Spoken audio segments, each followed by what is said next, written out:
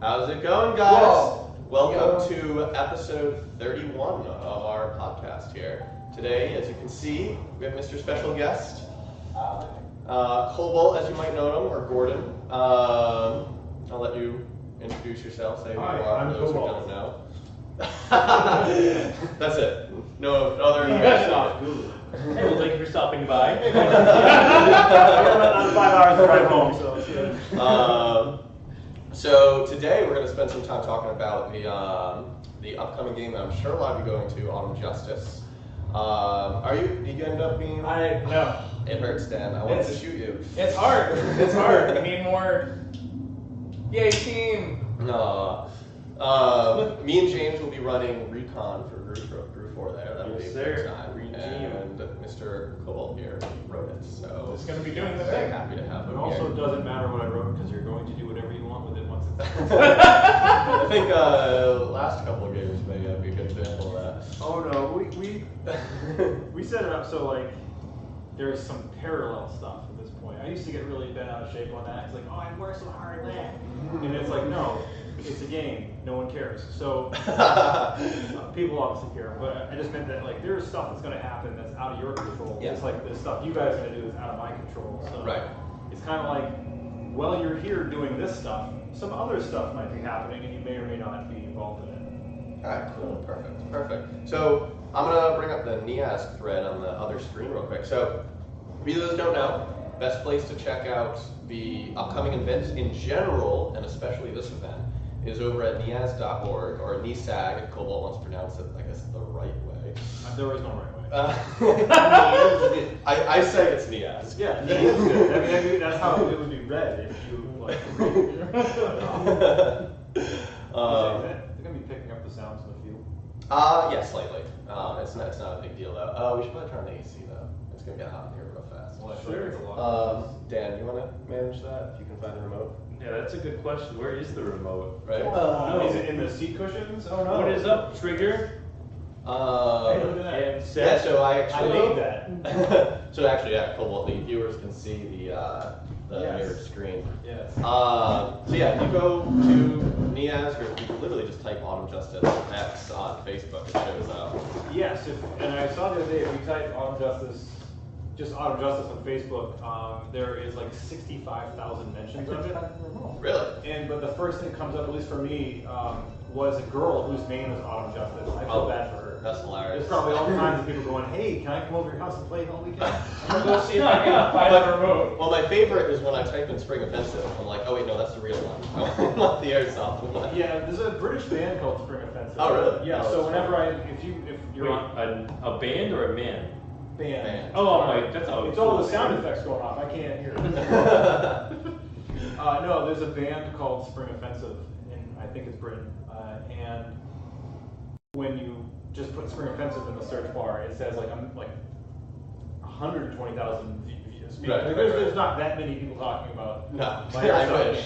game. And then you like click on it, and it's like people's weird history pages based on like, oh, the Spring Offensive of 1914, or the Spring Offensive of the Taliban. Right, It's like, exactly, okay. exactly. And then you see all like the different groups of people who were going to go to our events or whatever. Yeah.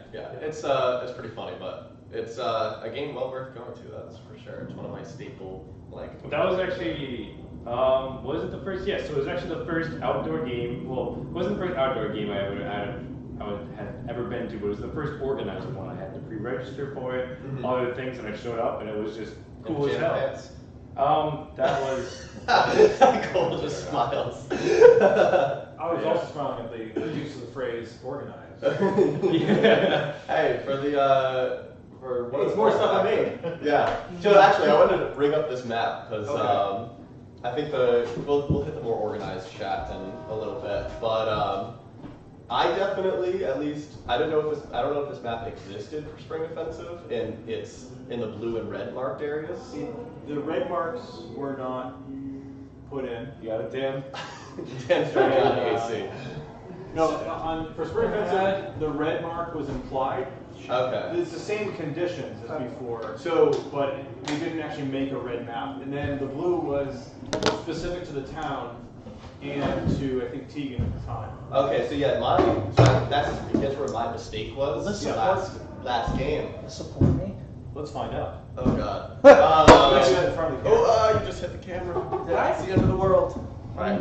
Sorry, guys. I didn't wrap it. So, The wire. So when I read in the op-word last time, west of Tig, I was thinking, our games contain reading. yes, and please do. I hate people who don't. Or don't. 75. So, speaking of which, I actually haven't gotten a chance to read the op-word because of vacation. So, when it said west of Tig, I thought it was like the line was like here-ish.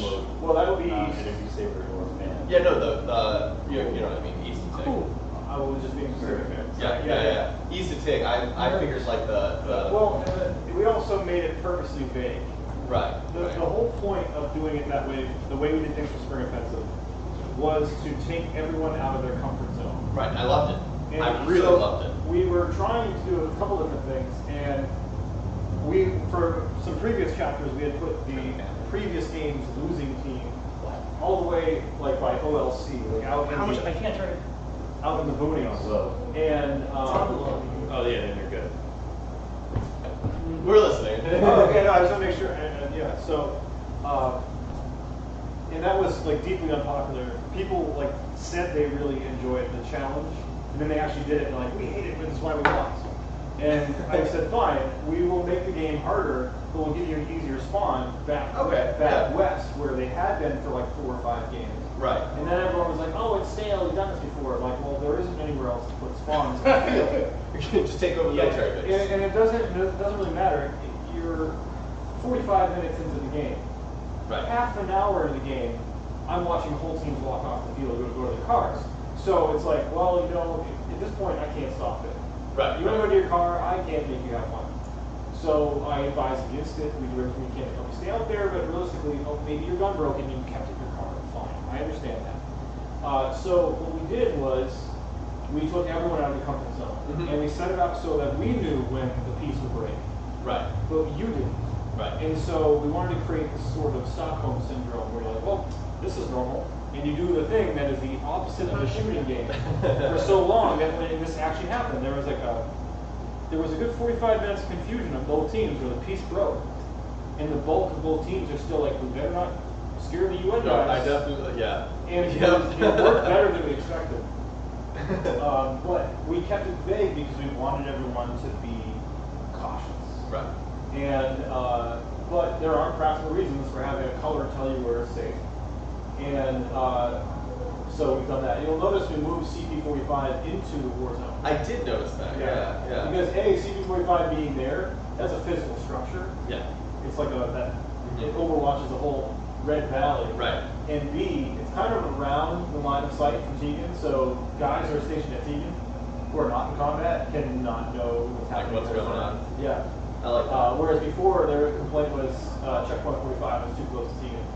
So 45 is now fortified, and we're going to be using the traffic barrier. Is that that's the area right at the top of the hill, right? Yeah, that is Okay. clearing, that is dug into the ground. There's an actual, not a trench system, but an in-ground fortification, there's sandbags.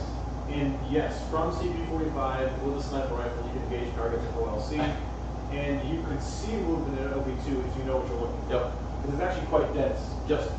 No, to the west of OP2. that was one of my favorite stories from Spring Offensive is call it a lucky shot or whatever. I was able to lob around from that area and tag someone in OLC. With a grenade launcher or just No, it was Okay, just a yeah. pellet. It's like a 320-foot shot, but elevated. So Yes. that was possible. During the first game where we allowed tag-in products, but we specified what you could and could not use against people. Right. Someone on one team that was their respawn was OLC. They were super stoked about the story where they bought some guy off the nose at CP45. That's amazing. With an arcane code, which then detonated. And I'm like, That's not. That's amazing though. That was a at great that show. range, it probably wasn't dangerous. Right. But you could have knocked the goggles off and then blew up the guy's face. Right. That's hilarious. I got guys every week that send me their homebrew rocket launchers. Some of them are really cool. I definitely did that and last year. I want to say yes to some of them, but some of the designs are like, no, because a human being might have to receive that round. Yeah. Yep. But Like my homemade smoke launcher last year, or for Spring Offensive. I don't remember that. It worked pretty something. Okay. It was so like you just use it. it was the same mechanism that runs the T-shirt can. You could launch one of the Noah Yeah, yeah, What yeah. do What you do smoke you grenades do? a couple hundred feet? In the earliest days of VSAC, there was only a handful of fields, and Tolcon, Tolan Mass was the biggest, and it had games every month or 6 months a year, and they were all annual series. They were all big games like this, and they were designed, you went as many years as you could.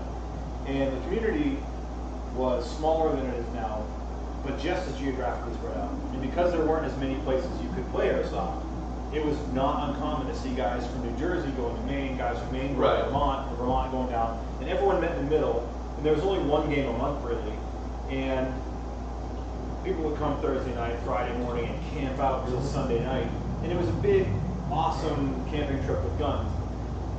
There was a guy, his screen name was Ed the Bouncer, and he made nothing but pneumatic destructive cannons, and he had shoulder-fired laws that would, on a flat trajectory, fire a tennis ball and football field. You know, crack your rib cage on the other side. So he would build these awesome, powerful, cool special effects, but they could never be used.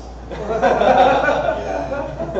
the early Imsato, later Black Sheep kind of Pine Plains games, he would show up with a trailer full of like pneumatic M2s, and everything would just cut a person in half. So they were just there for cool effects. Yeah.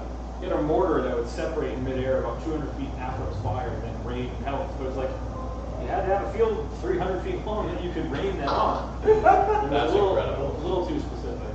I figured we should probably get 2 minutes in and get a little more organized in terms of our chat. Sure.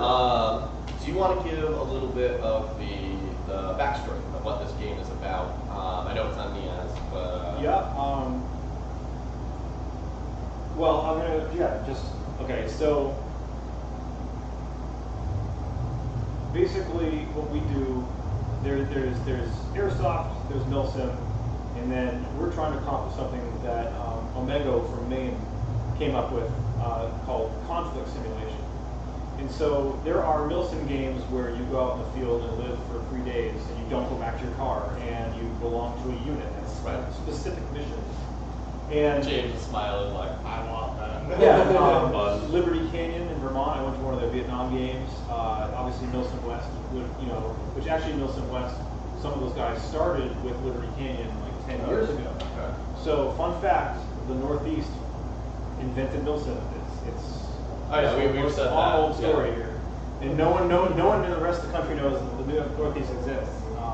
Even though we're like the horrifying. group of like hardest dudes in the entire country. Yeah, Northeast I players. feel that we are most competitive. Northeast players go to national events anywhere else in the country and destroy them. It's true. I won't name names, but the original national event people who travel all over the country and have like 15 games a year. A 40-player group from the Northeast got into a series of U-Hauls in like 2003 and went to one of their games, their signature annual games, and destroyed it so hard. Oh, and everyone had mohawks. That's important to the story. Because we'd go as a group and we'd do stupid stuff. Right. And not only they broke the game sustained over the entire weekend. There was nothing that they could do to restrain the fury that this group took with them. And so afterwards they rewrote the rules to include mohawks are not allowed. What? That's how No. specific. Yes. That's ridiculous. Mohawks make you a better player, I guess. I know, we thought so. I wasn't there. I did the Mohawk thing later in tribute. Right. At a different national event. That's funny. I was part of a group with some famous teams in it, some well-loved, some others. And we were on the verge of I don't know how much this is going to reveal. We basically trained in a multi-level warehouse complex in Massachusetts for 6 months, every 3 weeks, 12 hours each time. Oh, solid. With real solid, scary dudes teaching us. And we would do everything from multi-building clearing to urban movement to small unit action. Every level of skill because we needed to look good on camera, and I'll let you draw your own assumptions from that. 'Cause it's not my project, and I don't know what to say. But this group did 2 things that have revolutionized Airsoft since then. This is 2010. Right. Proved that platoon-level operations are possible, and I would say at this point, almost mandatory if you want to compete in a national game.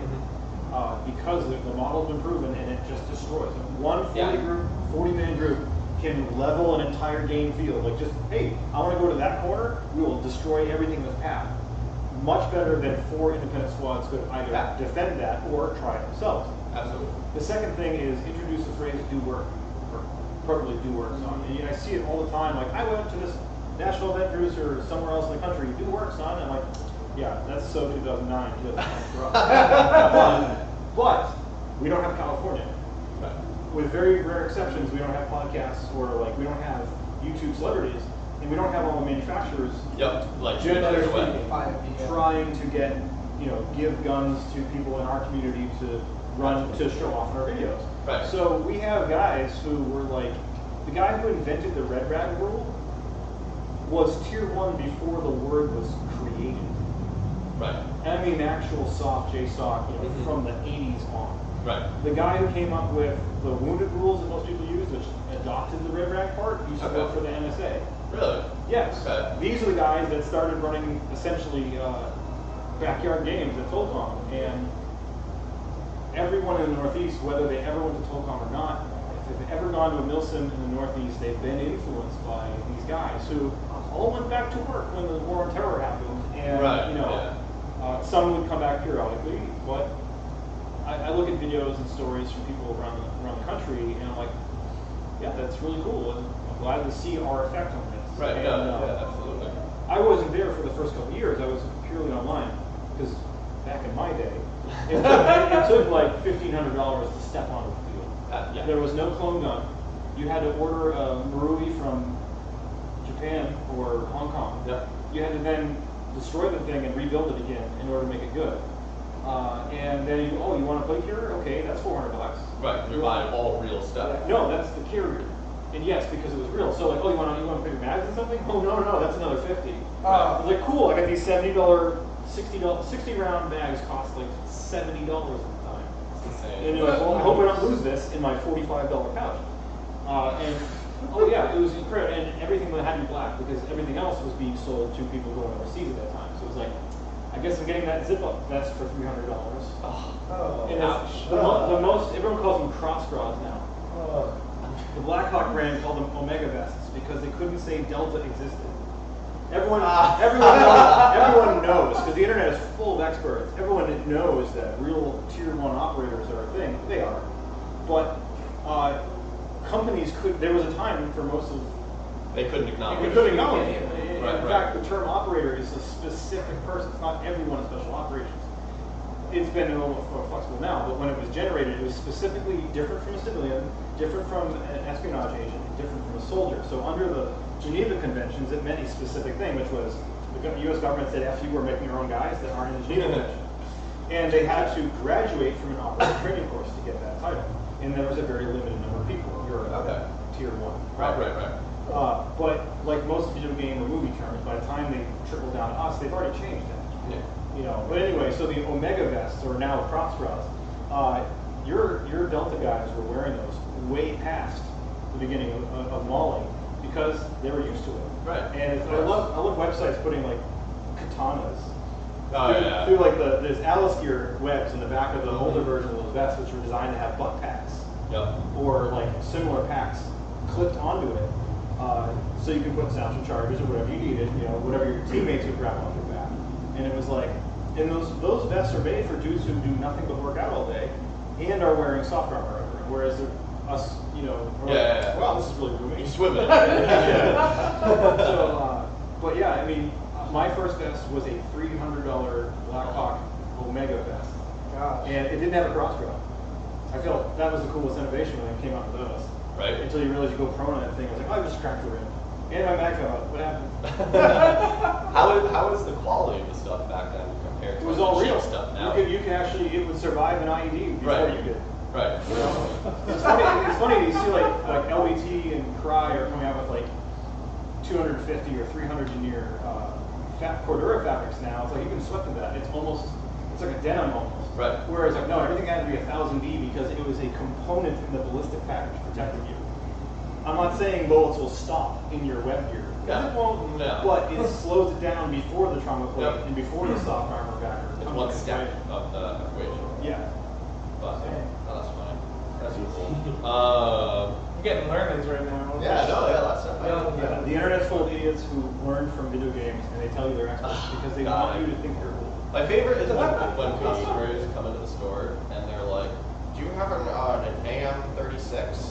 We're like, Sorry, what? Oh, yeah, What is yeah. that? and we're like, "What are you talking about?" And they're like, "Oh no, you have it right there." And we're like, "The G36." Yeah, G36. yeah. So HK won't release the trademarks to use Right. the likenesses of their weapons. Exactly. It's not just Maru, it's video games. Yeah. Just like why you don't see blocks in video games, let's call something else. Exactly. Well, it's funny because Block's whole trademark. This is just a quick tangent. Block's whole anti-release their trademark thing is just probably the stupidest move. It's not like we don't know what it is they're looking at. Well, so I think the original concern is back when there was a million cheapo blocks on the market, and they don't want someone to associate, oh, this piece of shit is the block name kind Yeah, of thing. okay. Which I respect, but now you have companies like Corex that license out really only really high quality HK style products. You used to have like a million different people produce G36s, a Right. million different TM clones, and now the only people that make them are Ares and really Ares is the only high-end one. Yeah. You know, VSC producing the 416, so on and so forth. And so the HK is releasing the licensing to the Right. high-quality equipment. I don't get why Block doesn't do the same thing. It's funny because they do it in other countries. They don't do it here in America. So the funny thing is, even in other countries, they have released the license to Cyprus.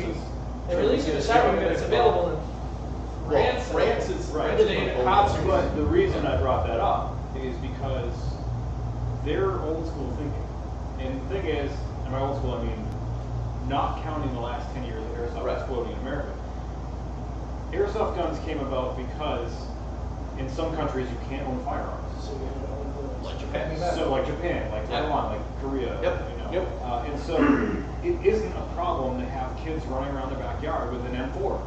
Right. Because no one thinks that's real. Right. Here it's like, well, better shoot that guy without asking questions. Because it could be real. At any point, any one of us, if we were like an idiot, could just go in our parents' room and take the closet gun out and go shoot the neighbors. Most people don't most days. But it's like, so we have, when other countries look at our culture, right, wrong, or indifferent, they see, well, I don't want my name involved in a lawsuit when some Yeah. unfortunate kid. Yeah. Some kid gets shot. We all know of stories where kids have brought airsoft guns to school and SWAT had to correct their behavior 9mm at a time. And it's not a nice That's way to the say best it. way I've ever heard that said. True story. I used to play SWAT 3 in like 2000 on LAN parties with my Yep. friends. And we all had one screen name. I kept changing it every game and pissed off the rest of the group. One of my friends, his call sign was the adjuster. Because he was adjusting people's attitudes 9mm at a time. Okay. Mine was, I had a couple. Scarecrow, because I couldn't gain weight to save my life. The ventilator, because it's full auto everything all the time. But finally, I pissed off the admin of this SWAT group, because it was kind of like SWAT Sim, so it wasn't even it was a shooting game, and it would usually degenerate into a battle, but you actually had to use compliance Tactics, command.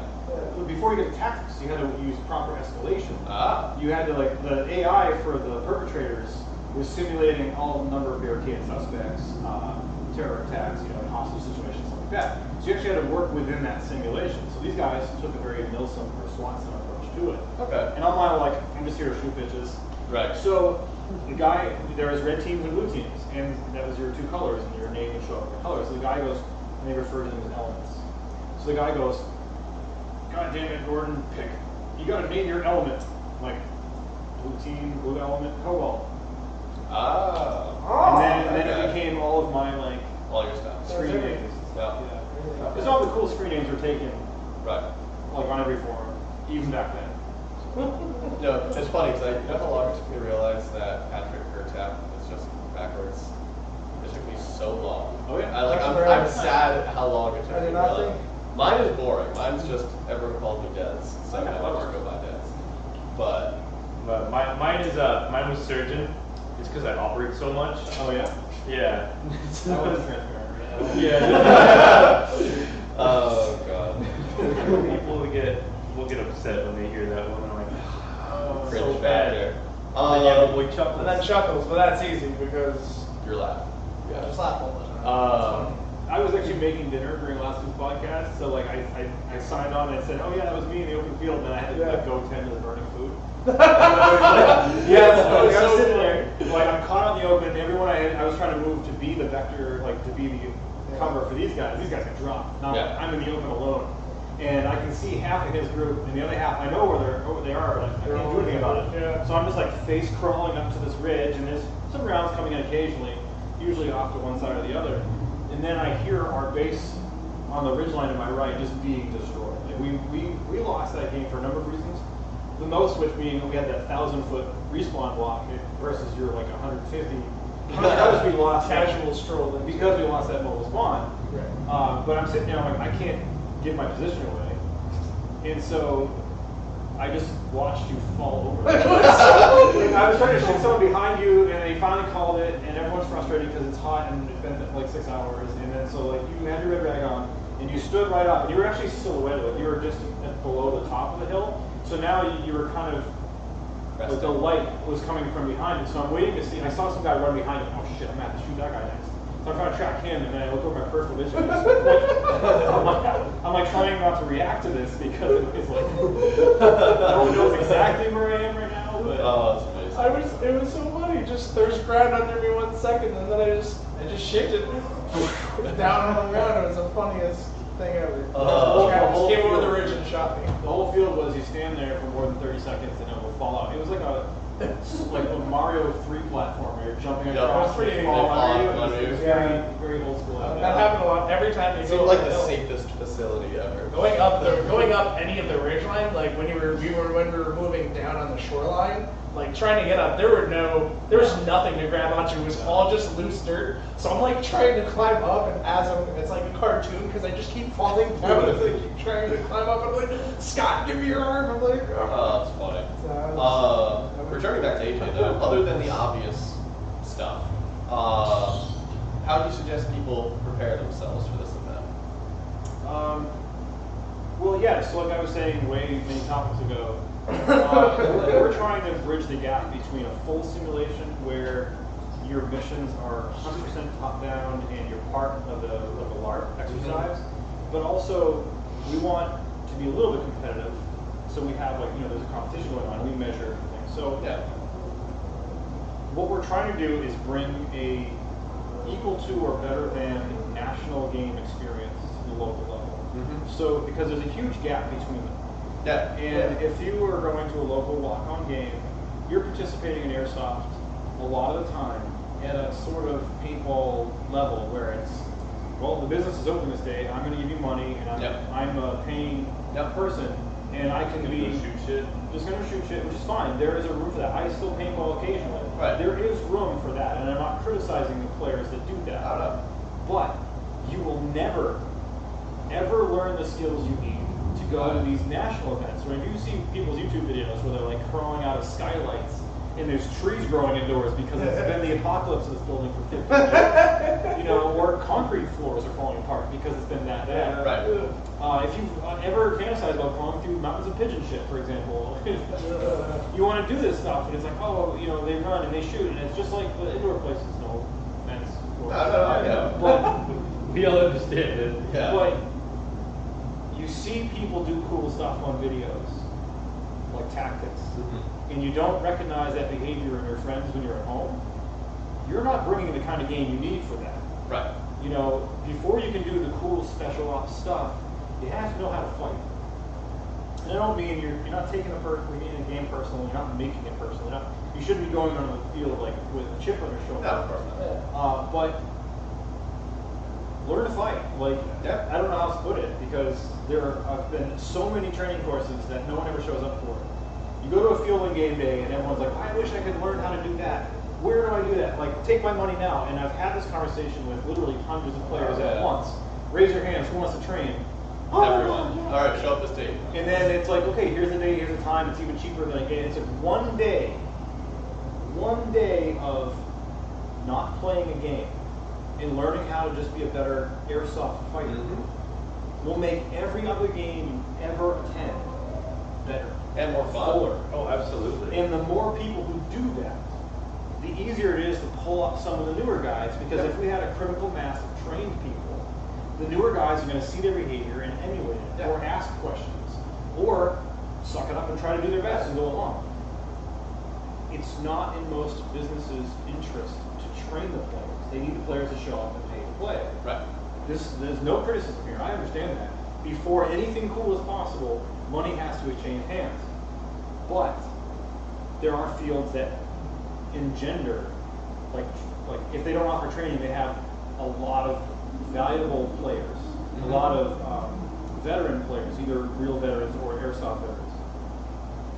It's a cringeworthy statement. But they have a critical mass, so it's easier for new guys to come in here and get up to speed. Other fields, it's like, we'll take all your minivans, your poor, your tired, your minivans full of 12-year-olds who will wear 7 different uniforms, so you can't put them on teams.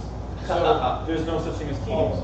So there's no ability to organize. And I always get caught up, people always hear that, they're like, oh, well, I don't organize, I just want to have fun. I want you to have fun. Go enjoy airsoft in any way you can.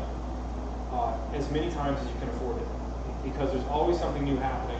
Go to as many fields possible. Go to as many, there's different airsoft producers that run different styles of games. So experience all of them. But answer your question? Sorry. No. And it's funny. I was just to add in. It's funny because I mean, me and James, I'm sure Dan as well, have told a million people that are like, oh, I want to go to these crazy national events. Yeah. We tell all of them honestly to start with the AJSO series, because it's just like you said, it really does hit that middle ground of you can still go there and have a good time and really learn. Yeah, we are really serious about the rules because I like them. our rules are there to remove the BS Exactly. you experience in a lot of ways. Yep. And everywhere you go, Airsoft is a simulation. Simulation is not real, which means there's gaps. It's just like a computer game. You will find a loophole somewhere. You will find that some people just don't care, and they're going to call you racial slurs, or other people are really committed to playing the game.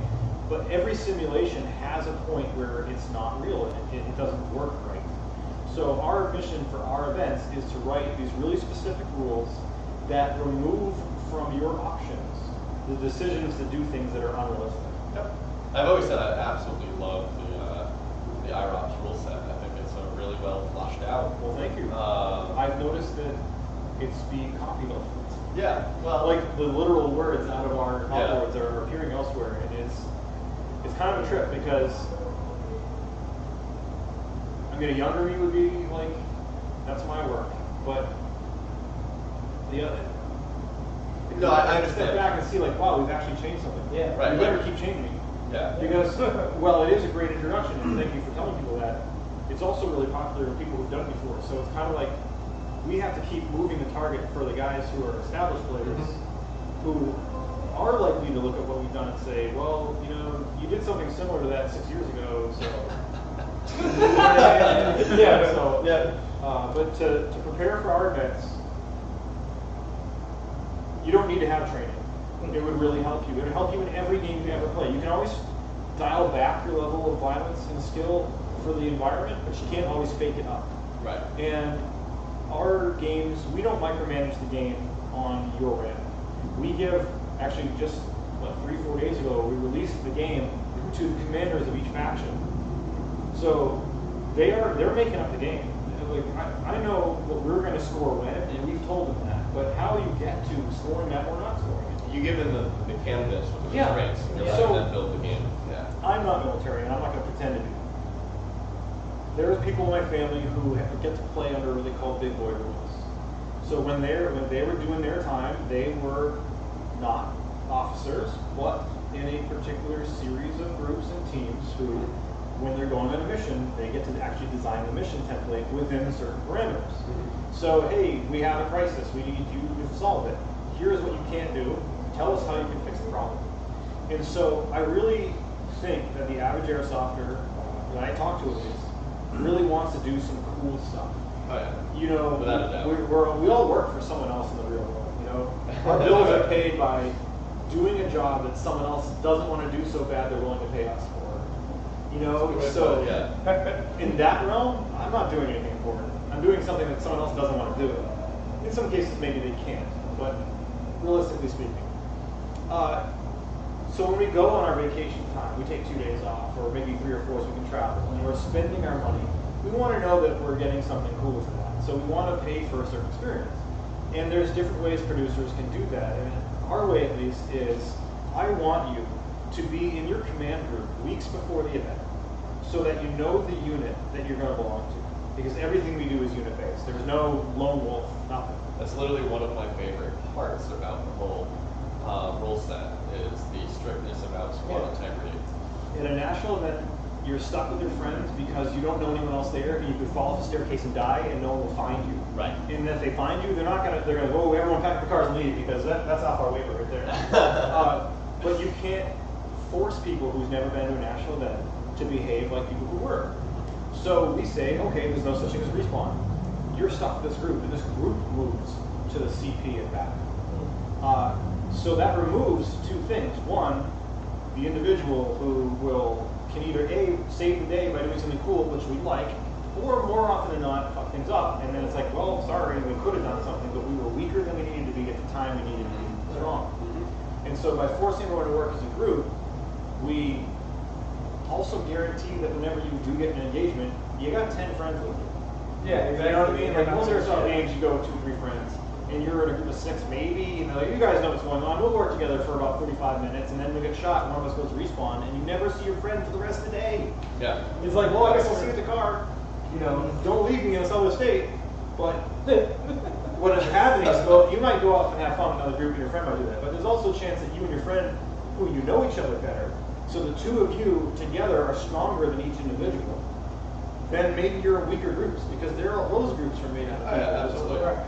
Because a respawn ruins like unit integrity. And the other thing that it does is that unit integrity, when you belong to a unit, it makes you stay in the game longer. Oh, absolutely. You don't want to be the one to ruin everyone else's fun. My whole group spent 3 hours climbing this ridge line and sneaking here, and I got waxed, and now I'm dead.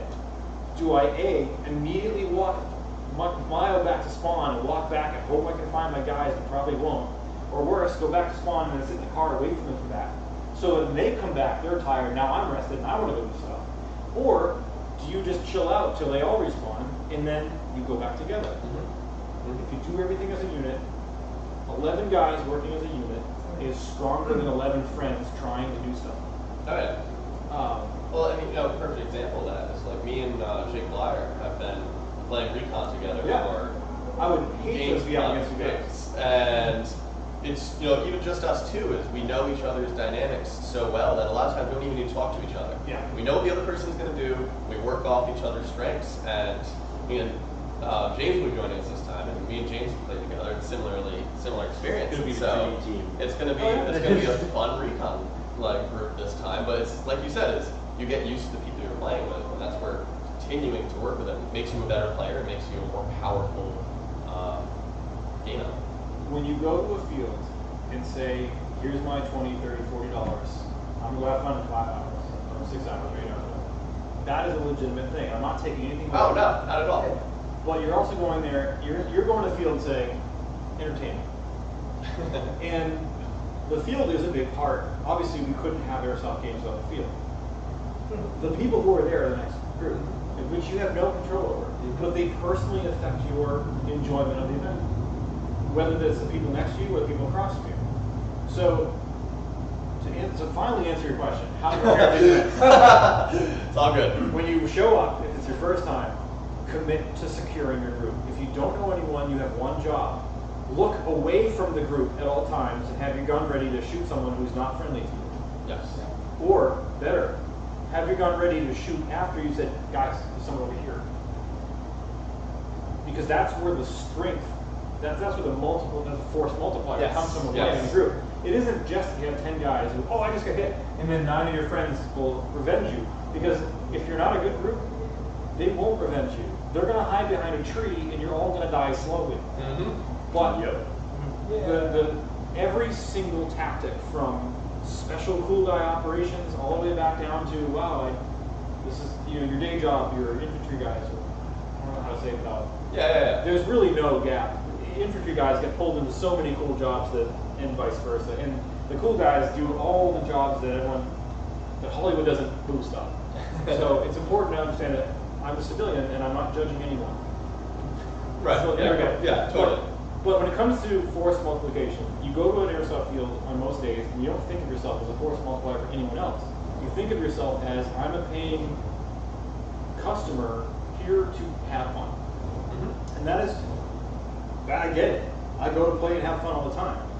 If you dedicate a portion of your energy to joining a group, defending the group, and working with that group, you will still go and have fun.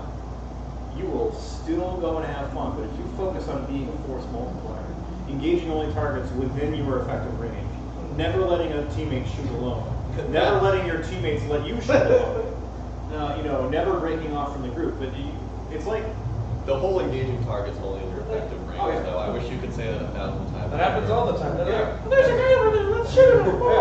Zero your goddamn dot sights, people. Just because your dot is on a target does not mean you're hitting them. Everyone is like, I'm going to Peter sneak, one. I'm going to hide better than the other team.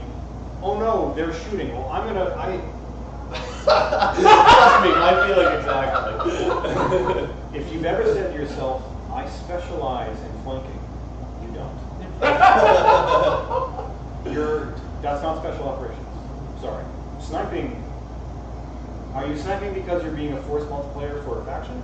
Or are you sniping because you want to hide and avoid the stress of actually fighting, which you may or may not be good at? Right. You can say this silently at home. I can't hear you. I'm not judging you because I play with, I don't care. But you need to it's almost like your own Zen moment. Like, go alone. Go to the beach. Look at the ocean. Think about the meaning of life. Ask yourself these tough questions because there's no wrong answer. There's only the truth. But if the truth is, I just don't like to fight with airsoft guns, it doesn't matter how much money you spend on your gun. It doesn't matter how much time you spend fixing that so it shoots whatever. It doesn't matter. You'll be burned out in a year, so maybe it won't matter at all. Right. But if you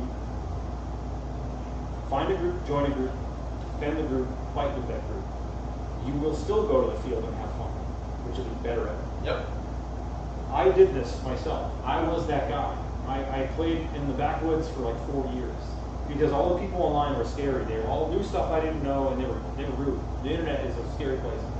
It's much more, at least in the airsoft community, it's much more accepting now than it was back then. It's a lot more, but it was only like 80 people back then, so why did they have to be accepted? Yeah. They were going in places that weren't always legal and shooting each other with guns.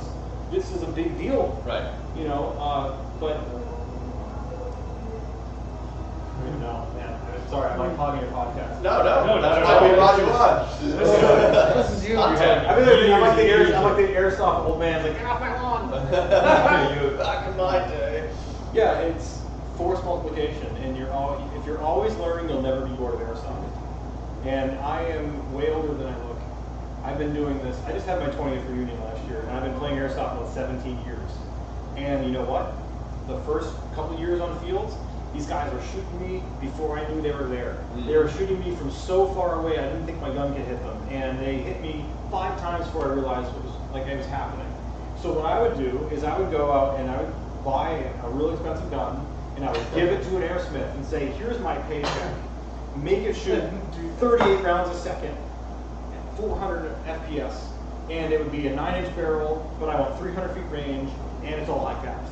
And I wore like 20-pound vests full of high caps. So back then, was basically everyone shooting full auto, or was it still a lot of semi-auto holding flags? If you knew what you're doing, you were mostly doing Instinctually shot semi-auto. something. Yeah. If you can shoot a guy, I know everyone's got a full auto rule, like 30 feet, 10 feet. Whatever. Right. Let me tell you, if you can't hit a guy at 50 feet by throwing a BB, which most people can do, you can throw a BB 50 feet. Right, so right, it's not right. that hard. Just do that. Then you have no business shooting someone that close full auto. Right. There's no need. He'll call it. Right. What I didn't understand until I blew many, many paychecks on these amazeballs guns that on paper look like they can do everything, but they broke every other game. I was eating every tooth off of like the most awesome pistons.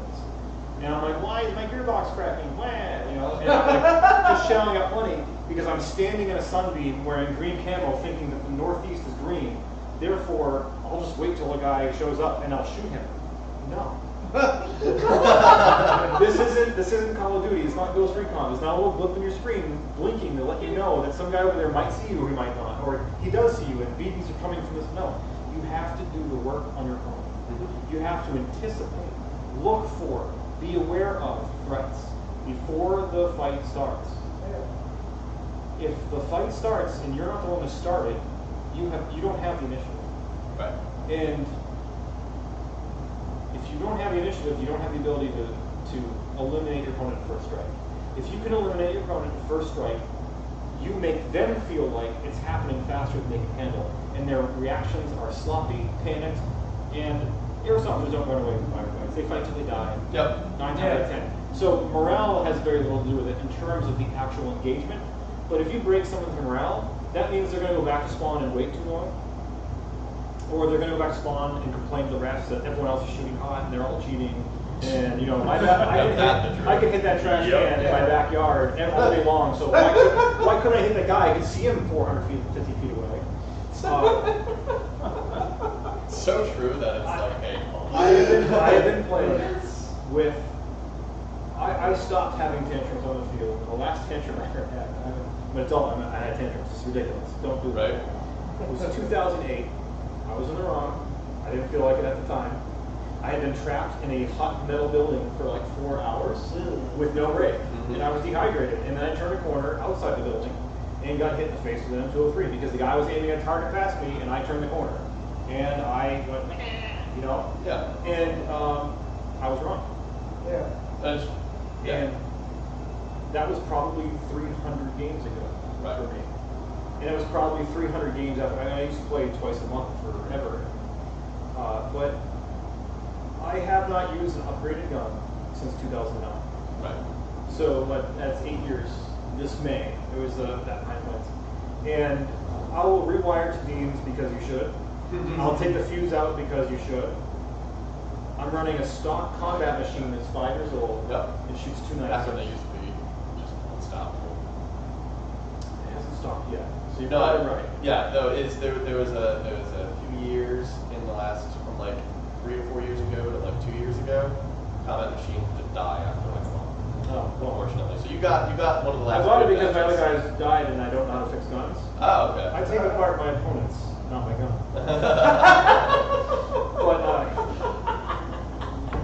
But I know way too much about gear for no good reason. Yep. But no, I use a stock combat machine shooting 296 in the field, and I don't have a problem with people calling hits because I don't shoot them too far. Right. And my dot is 0, so You know your effective range. I know what you're doing. exactly, and I don't panic. You base your plan on that system. And if something's going wrong, you're thinking in your head, you're like, well, this person's not calling my hits. What am I doing wrong that's not making it? And I want your opinion on this. Is one thing we've said in past casts is if you find yourself where you're just pissed off, you're not having a good time, that's a good time to just take a breather. Take like, if you're sitting respawn, you need 10-15 minutes to cool down because you'll make less people, you'll have a bad time and you won't have a good rest of the day if you keep that adrenaline high, if you keep that angry adrenaline high. Take 10, 15 minutes. There was one time, Yeah, for real. There was I'm not paid to say there that. was one time me and it was a couple games ago, and me and Jake ran into a squad that was clearly just not following rules, not calling hits. We were like, you know what, rather than just getting pissed off, we took like half an hour spawn. We were like, all right, we're good. Let's go back to the game. We enjoyed the rest of the op without a single more problem. But if we went right back out after being all pissed off, it would just ruin The us. saltiness just kind of built up. Yeah. Absolutely, it totally does. Yeah. A great tip for airsofters of any stripe: run 300 feet before you start playing. Do push-ups or burpees. You should be doing burpees in your full kit. That will tell you if you're wearing too much shit. Yeah. If you can't do burpees, I mean, if you're physically able to do burpees without a kit, and you can't do them with kit, your kit is wrong. You have too much stuff or it's in the wrong place. or there's a better way to wear it. The other side of it is, especially when you get to be my age, you don't warm up as fast as you think. Yeah. So like when I walk out in the field, I know the first time I wore contacts, it was in Vermont at McAfee, which was like you had parked here, you went across like a wooden bridge, and then you went up 200 feet, over 50 feet, down 200 feet again in this long ass valley, and the other side of it was a 400-foot hill. It was, it was like Fieldwood Farm. I was going to say, sounds like Gilgit. It was like Fieldwood, it was like Tolcom. If you have to start the backside of Tolcom, okay, I hope you brought a map. Right. You might want to bring a signal flare. So, but I'm walking up the trail, and I'm like, man, someone sounds like they're dying. Because all I can hear is, oh God! And I realized it's me. And I was like, okay. And that gets worse the older you get. But before you start dying slowly, which is what aging is, your ability to do cardio, it takes longer to warm up. So you might feel like you look like an ass clown, putting your full kit on and running around the parking lot 5 or 6 times. Do jumping jacks, I don't give a shit. Whatever you want. Get your cardio up to the point where it's hard to breathe, and then stop. So then when you start playing, your body's already warmed up. Yeah. So it takes me sometimes half an hour to get into the game, but then I will go for 2 days. Right. You know what I'm saying? Because once you get through that, Once the adrenaline's there, the blood's flowing, yeah, you can keep going. I mean specifically getting to that aerobic exercise absolutely. from an anaerobic state. You know, it's funny, that's one thing I always say to people is like, everyone wants to bring the world with them on their team. Oh my gosh, you don't get that shit. And I remember I went to my first, I think it was an Autumn Justice game with Dan Cozy's team. It was ShadowNet back then. And the next game is we had all the guys from Extreme go. Yeah. And I preached, I was like, guys, pack, like, not pack light, but set up your kit lightweight. Right. And this was back in AJX days. You're gonna hike a mile to get to your spawn. Right. And I was like, guys, trust me, if you don't need it between respawns, leave it at respawn. Like, do not drag it on your kit. And they packed light for them, but not light. And I remember our first tasking was to go up to Summit when you have that like 600-pound slope. Yes. I always reference that because it was just ridiculous. And we got to Summit and they were like, oh. And I was like, no. And that's the days where I used to wear literally a belt and a backpack. And I was like, which is what I wore until like literally last year, because I was like, this is enough for me. It's all the gear I need, and it doesn't weigh a lot. Look at Lone Survivor. Right. They got dropped off 3 or 4 mountains from the mountain they were going to. They didn't get dropped to the X. They had to walk to the X. They were dropped. Why? What are they wearing in that movie? The vest. Rhodesian. Right. A chest rig. Yeah. The older, heavier chest rigs are 1,000 B, but a chest rig. Right. They're carrying about 3 to 4 mags each, and a backpack. A backpack you can live for 72 hours out of. But nonetheless. And these guys were paid to do nothing but work out. And they were given high quality meals, whole meals all the time. So our world's a little bit different, but a chest rig to live in the woods for several days. Right. No, exactly. Yeah. Actually, real quick. Sure. Would you be able to go out afterwards?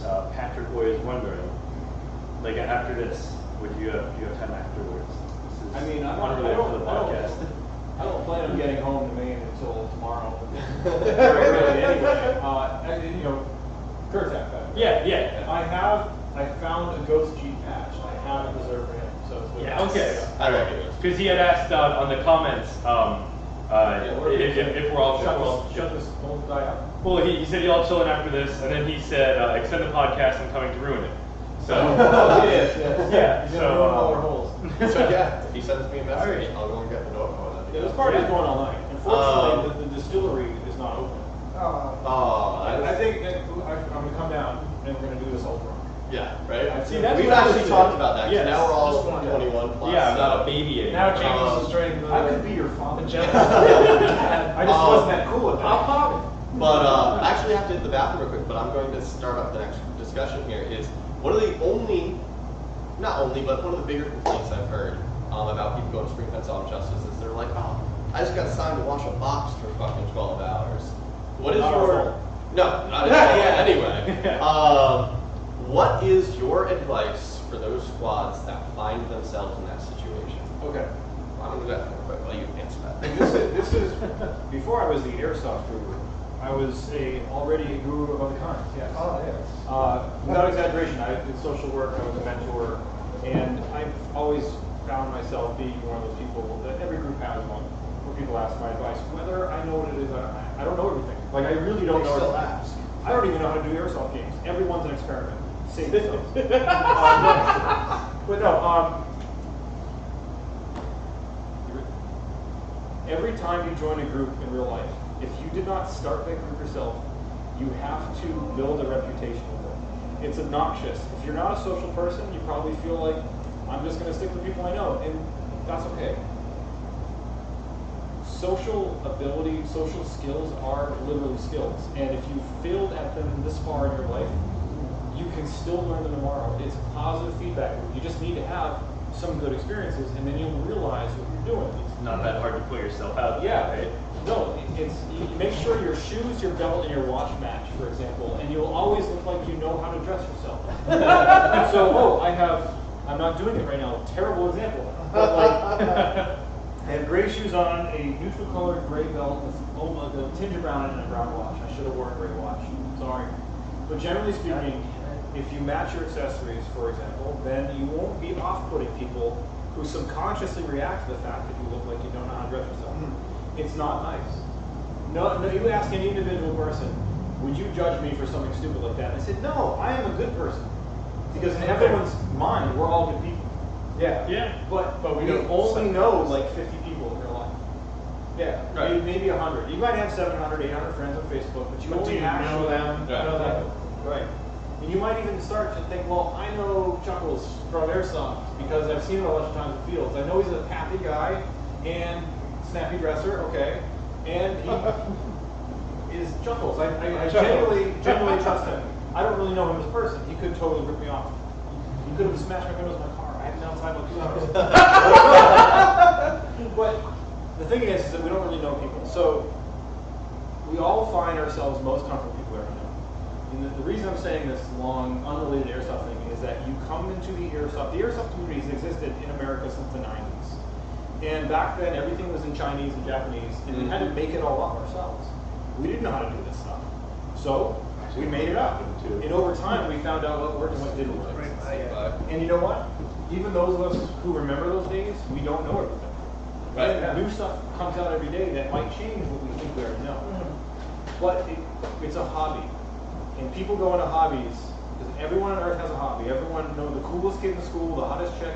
They got something weird that they like to spend their own time on. Yeah. And in those worlds, when you go into the hobby world, it's almost always dominated by people who are fake experts. Yes. Who Couldn't say it better who myself. use their fake expertise as a weapon to write whatever social skills they don't have in the regular real world. And so when you come into any group, whether it's the lunchroom in high school or an airsoft community, even with adults, you have to prove yourself. And I don't mean you pick on a kid and you punch him in the face. No. Like this. You don't go fight the meanest person in the. Don't do that. Don't do that. Well, my advice is to show up early, play your ass off, enjoy yourself. Don't get mad about stupid stuff that's out of your control. Yep. Stay late, and over time, people will ask you to play with them. It Yeah. will happen. Yeah. And this gets back to applying to airsoft. How do you avoid guarding a box for 12 hours? That's not in our control. And we hear that feedback, and we were frustrated by it because I personally am friends with both the commander, all the commanders that have ever commanded our factions. And I like them, and I trust them with my reputation because when people have a bad time because of stuff like that, they don't think, oh, well, They don't think it's like I was a new It player, they think it no reflects on the event. no one knew me, or my group wasn't involved in planning for 8 weeks before the event because who plans airsoft? It's just a game. But they don't see the connection between that Right. behavior. So the other side of it is, it's important to guard that box. Right. They wouldn't have put you there if they didn't need it. So I understand that's frustrating.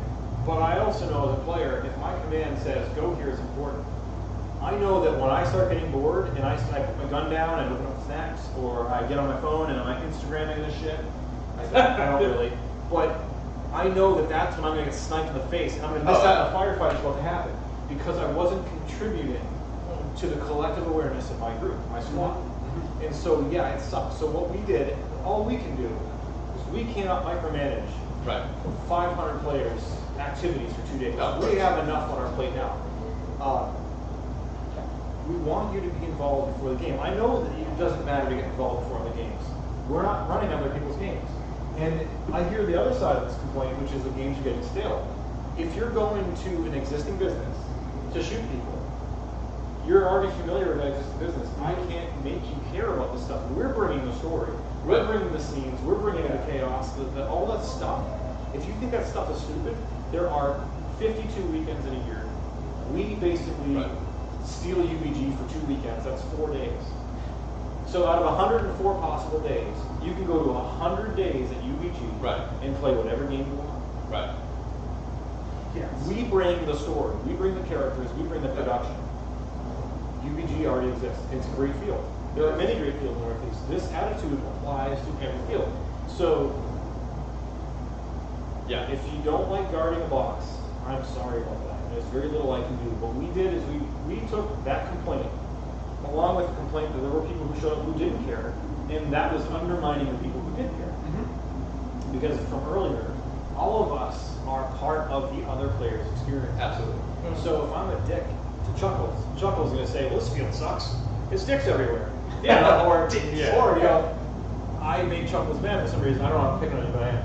That's all good. So suck it up. And the thing is, if I yell at him or something, and that's the kind of game the producer attracts. It's not the producer's fault. You know what I'm saying? Like, if people cheat at my games, we pay referees who would rather play the game to walk around and look for cheating. They are not omniscient. There are 250 acres. There is 5 to 10 of them at any given event. And they have some other stuff to do, like set up props or set up pyrotechnics or whatever. I personally walk the field. None of us can be aware everywhere. And I'll tell you one thing. People never cheat when the ref's around. Right. So if you go to any, and this isn't about my games, but any game. Any game, yeah. You have to be able to bring benefit of the doubt. Is the most important thing to pack in your bag. Yeah. The most important thing to stuff in your hydration carrier is that benefit of the doubt. So take a sip of that every few minutes. Because it's a simulation. In a video game, with the exception of hacking, you can't cheat. Right. You can't spawn faster than the rules let you.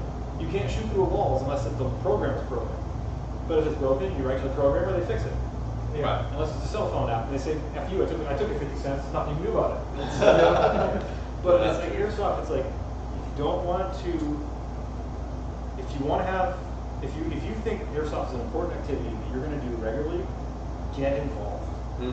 Get involved, go early, play hard, have fun, see if you can't go out to dinner afterwards. Hang Yeah, out. I was actually going to say that exactly. Make friends. Is don't just hide in the corner when the game's not going on. You know, I remember the days of going to, what was it, China Star or something like that. After, Oh my God, China Star was the best part of that. It was that was like what I looked forward to. Those games for was the after. It's a small after town. playing, There's a field where we used to run games. There's a small town that has nothing in it at night. And at the bottom of this 3-mile drive out of that field was a small Chinese restaurant that had like 2 regulars who were like face down on the bar by 5 o'clock when we got there. And we would fill that place to capacity. They would like be closing up and see us fill up, and it's like, well, do we care enough to work? Let's work. It got to the point where a number of us, it wasn't just me, a number of us, we would sit down and they'd come out with the food we ordered. Right. Or at least the drinks. Or maybe we They had just would know you by that They point? know us, yeah. Wow. Do you know how much money they would make in those? And that would pay for the rest of the week because this town is not a, Right. it's a bedroom Not town. a town, People yeah. sleep there, but they work in Massachusetts. It's Right. like, Yeah. pardon me. But the same thing. I got to know a lot of people from just hanging out, and like that was when I first really got into these games, and it makes a big difference when you can go to another game, and say, hey, I'm going, shit like that, rather than just hiding in a corner. Not every game will reward you with being involved beforehand. Right. And not every game has to. Right. Of course. You know, like I said, I will play probably 5 to 10 more walk-on casual games this year as I play through the winter. And then next year, and I will do that. Right. I will also probably go to 1 or 2 more 24-hour events between now and I have a cruise in November, so probably not after that. You have to want to play the game. If you enjoy yourself, you go and you try to learn, and you make it an intellectual pursuit as much as an exciting adrenaline pursuit, you will not be bored of it. And you will make friends. and over time, this is one thing that drives me nuts about celebrities. Anyone is a celebrity in Airsoft. Anyone, right now. Right. There's a kid right now who's on his Facebook who thinks that nobody cares what he has to say about the new gun he bought, so he doesn't say anything. Also, there's very few opportunities on Facebook where that has a value. So you go into a Facebook group, oh, I'm in such and such group, which is 150 members in it. I bought this gun, here's my review. It's good. One person likes it. And then that person goes back, well, only one person liked my stuff, so like, you will never know who you influenced. Yeah. So, I mean, fact told, I am an admin on the Northeastern Airsoft group, NEASG.org, also often called NEASG or NEASG, whatever. There's no good way to turn that into an acronym. So, and NEASG is owned by a player who has not played since 2008, who lives in Connecticut. I do not own it. No, I know you didn't know it. I didn't know. A lot of people assume that I do because I have a very visible presence. And Right. because when I run a game, I announce it on NEASG. The discussion about it isn't on Facebook, really. It's on NEASG. When the game is over, all the scores are released on NEASG. I don't receive money from NEASG. Right.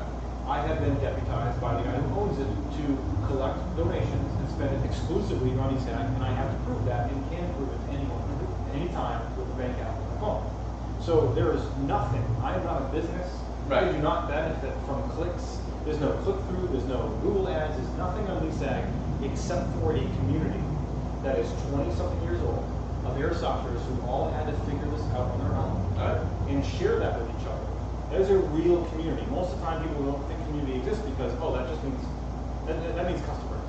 Right. When a business says we support the community, they do. They are selling a service. But at the same time, the community has customers. NEASG doesn't have customers. Right. There are other event producers that use NEASG to promote their events. When I drop an event on NEASG, it gets between 5,000 and 25,000 views. You can't pay for that kind of advertising on Facebook for like to get 25,000 views on Facebook unless you have some like drama viral thing going on. Like You need to pay for it. yeah, click this picture and you'll see the girl that got injured or some weird like banks hate him. Click on this to learn his skills. Without any kind of bullshit like that, which would have nothing to do with the game. Right. It's just about airsoft. And I won't lie, it's a VB forum. It's not new technology. You know, airsoft groups on Facebook get more exposure sometimes because, well, if I'm on Facebook, I'm talking to my girlfriend, there's my friend from high school, there's a funny cat video, and oh, someone's selling something that's probably in violation of Facebook's terms, but I probably want to buy it, so I'm going to jump in that group. Because there's people who are already on Facebook for other reasons will naturally see Facebook stuff on airsoft groups. But you drop something of importance in an airsoft group, what happens? People who aren't members don't see it. Right. People who are members maybe don't care. Right. Facebook groups, over time, if you have a page, this is important. They want your money to advertise. They know you're using their free advertising, so they want your money.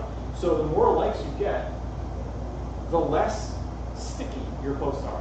I have one page I manage, 2,000 likes. I posted the other day, 3 hours later, 0 people had seen it. What? Gotta love it. Wow. 0, yeah. Why did I go through all that trouble to get people like it? Well, here's the thing. I only post on that page every once in a while. If you don't post every day, you can't get into people's feeds. Right. If people don't like you, like Chuckles likes my page today, but he doesn't like any of my posts in 6 months, he will never see my stuff. Yeah, that's true. So you want to start an airsoft business, you want to start an airsoft team, and you realize there's a value in having a reputation in the community. And you work hard to build that reputation, or you want to sell a service, or you own a field, and you want to get people to come to your games. Well, and you guys had your own problems with. Oh, yeah. This is above and beyond the algorithm problem. Oh, yeah. You get 1,000 likes. Once you hit like 750 likes, Facebook says, okay, you're a big deal now. We're going to shut off how people see your stuff and how long they remember you exist. Yep. So the only way you're going to keep being important on Facebook and getting that free value without spending money to boost your posts is by doing stupid viral crap that irritates everyone, which makes people consciously ignore you.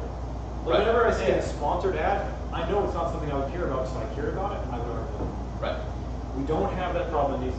The other problem is, I'm an airsofter. I just started playing today, and my friends are telling me I got to go to all these different ops. I got to try this stuff. Where am I going to learn about it? You're gonna learn about on YouTube from celebrities who are paid either by being given guns or gear to talk about those guns and gear. Or you could go to NEASG, which you probably have never heard about otherwise because it's not viral. But everyone there is a regular person like you that wanted to learn this stuff one day. And so, absolutely. oh, I like this gun. It's awesome. Let me write a review of it. Oh, is this gun good? Let me search the database. Cool. A guy bought it 3 years ago, and he updated the post and said he's been using it 3 years, no problem. Right. It's real information from real people in your area. And I have this conversation with fields all the time, with business all the time. I have a small business of my own. I understand it. It's hard to spend your weekends and nights doing this business stuff and then going out being social. The same rules apply whether you're a business or you're a player. If you're a new player, you don't know anyone, get known. You get known by showing up, doing the work. There is no way around that. Being a good person, rolling with the punches, not having a tantrum. I used to. Well, you know what? That means people will learn and like you and know you. And you don't have to be an eloquent speaker. You don't have to be a great typist. Go to a game. After the game, go on NEASG. I went to this game and it was awesome. It blew my mind. We did all this cool stuff. And this thing right here, maybe we can fix that next time. Right. Save that. You have no idea who will read that and have an impression. And whose behavior will then be changed. Yeah. So, there's a reason for all this. I'm dropping one more thing aside from you. It's called the diffusion of innovation. I didn't make this up. If you're a marketing student, just go get a beer because you already know this. But take 100% of people on Earth, pick any one thing that we care about. Let's make Airsoft. Let's just stay on topic here, all right? There's 100 Airsofters. There are 10 fields.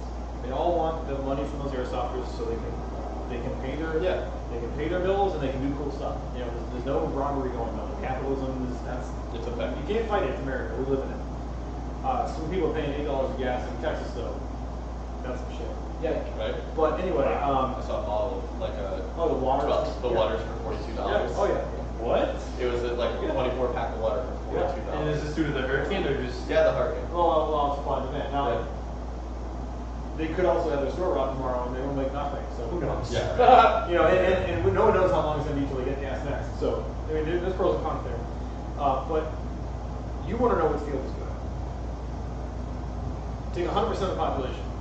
3% are innovators. They are the people who will say, I'm going to do that because it's new and different. Now, there's some people who do things just to be different. They will aggressively do the opposite of what everyone else has discovered is normal wisdom. And God bless them. Usually they have other social problems, and this is their way of standing out. But I'll tell you, only those who have gone too far will know how far you can truly go.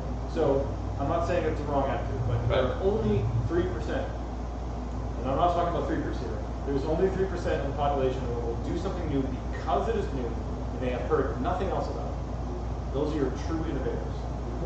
Then you have depends on different charts, between 9 and 12%, let's call it 10. Next 10% are what they call the early adopters. They're doing it because it's new, but they're not day one guys. They'll probably get the same bugs the day one guys get and any new product. But they are committed to doing stuff new, but maybe they're not that committed. They do want a little bit more information. These guys, what they call early adopters, if these guys talk about anything, they become what's also known as opinion leaders. Influence, thank you very much. So these guys go back to their friends and say, man, that new thing is garbage. I hope they fix X, Y, and Z. Or, oh my God, dude, you've got to try this. Because A, B, and C were great. I never would have thought possible. And everyone listens to them.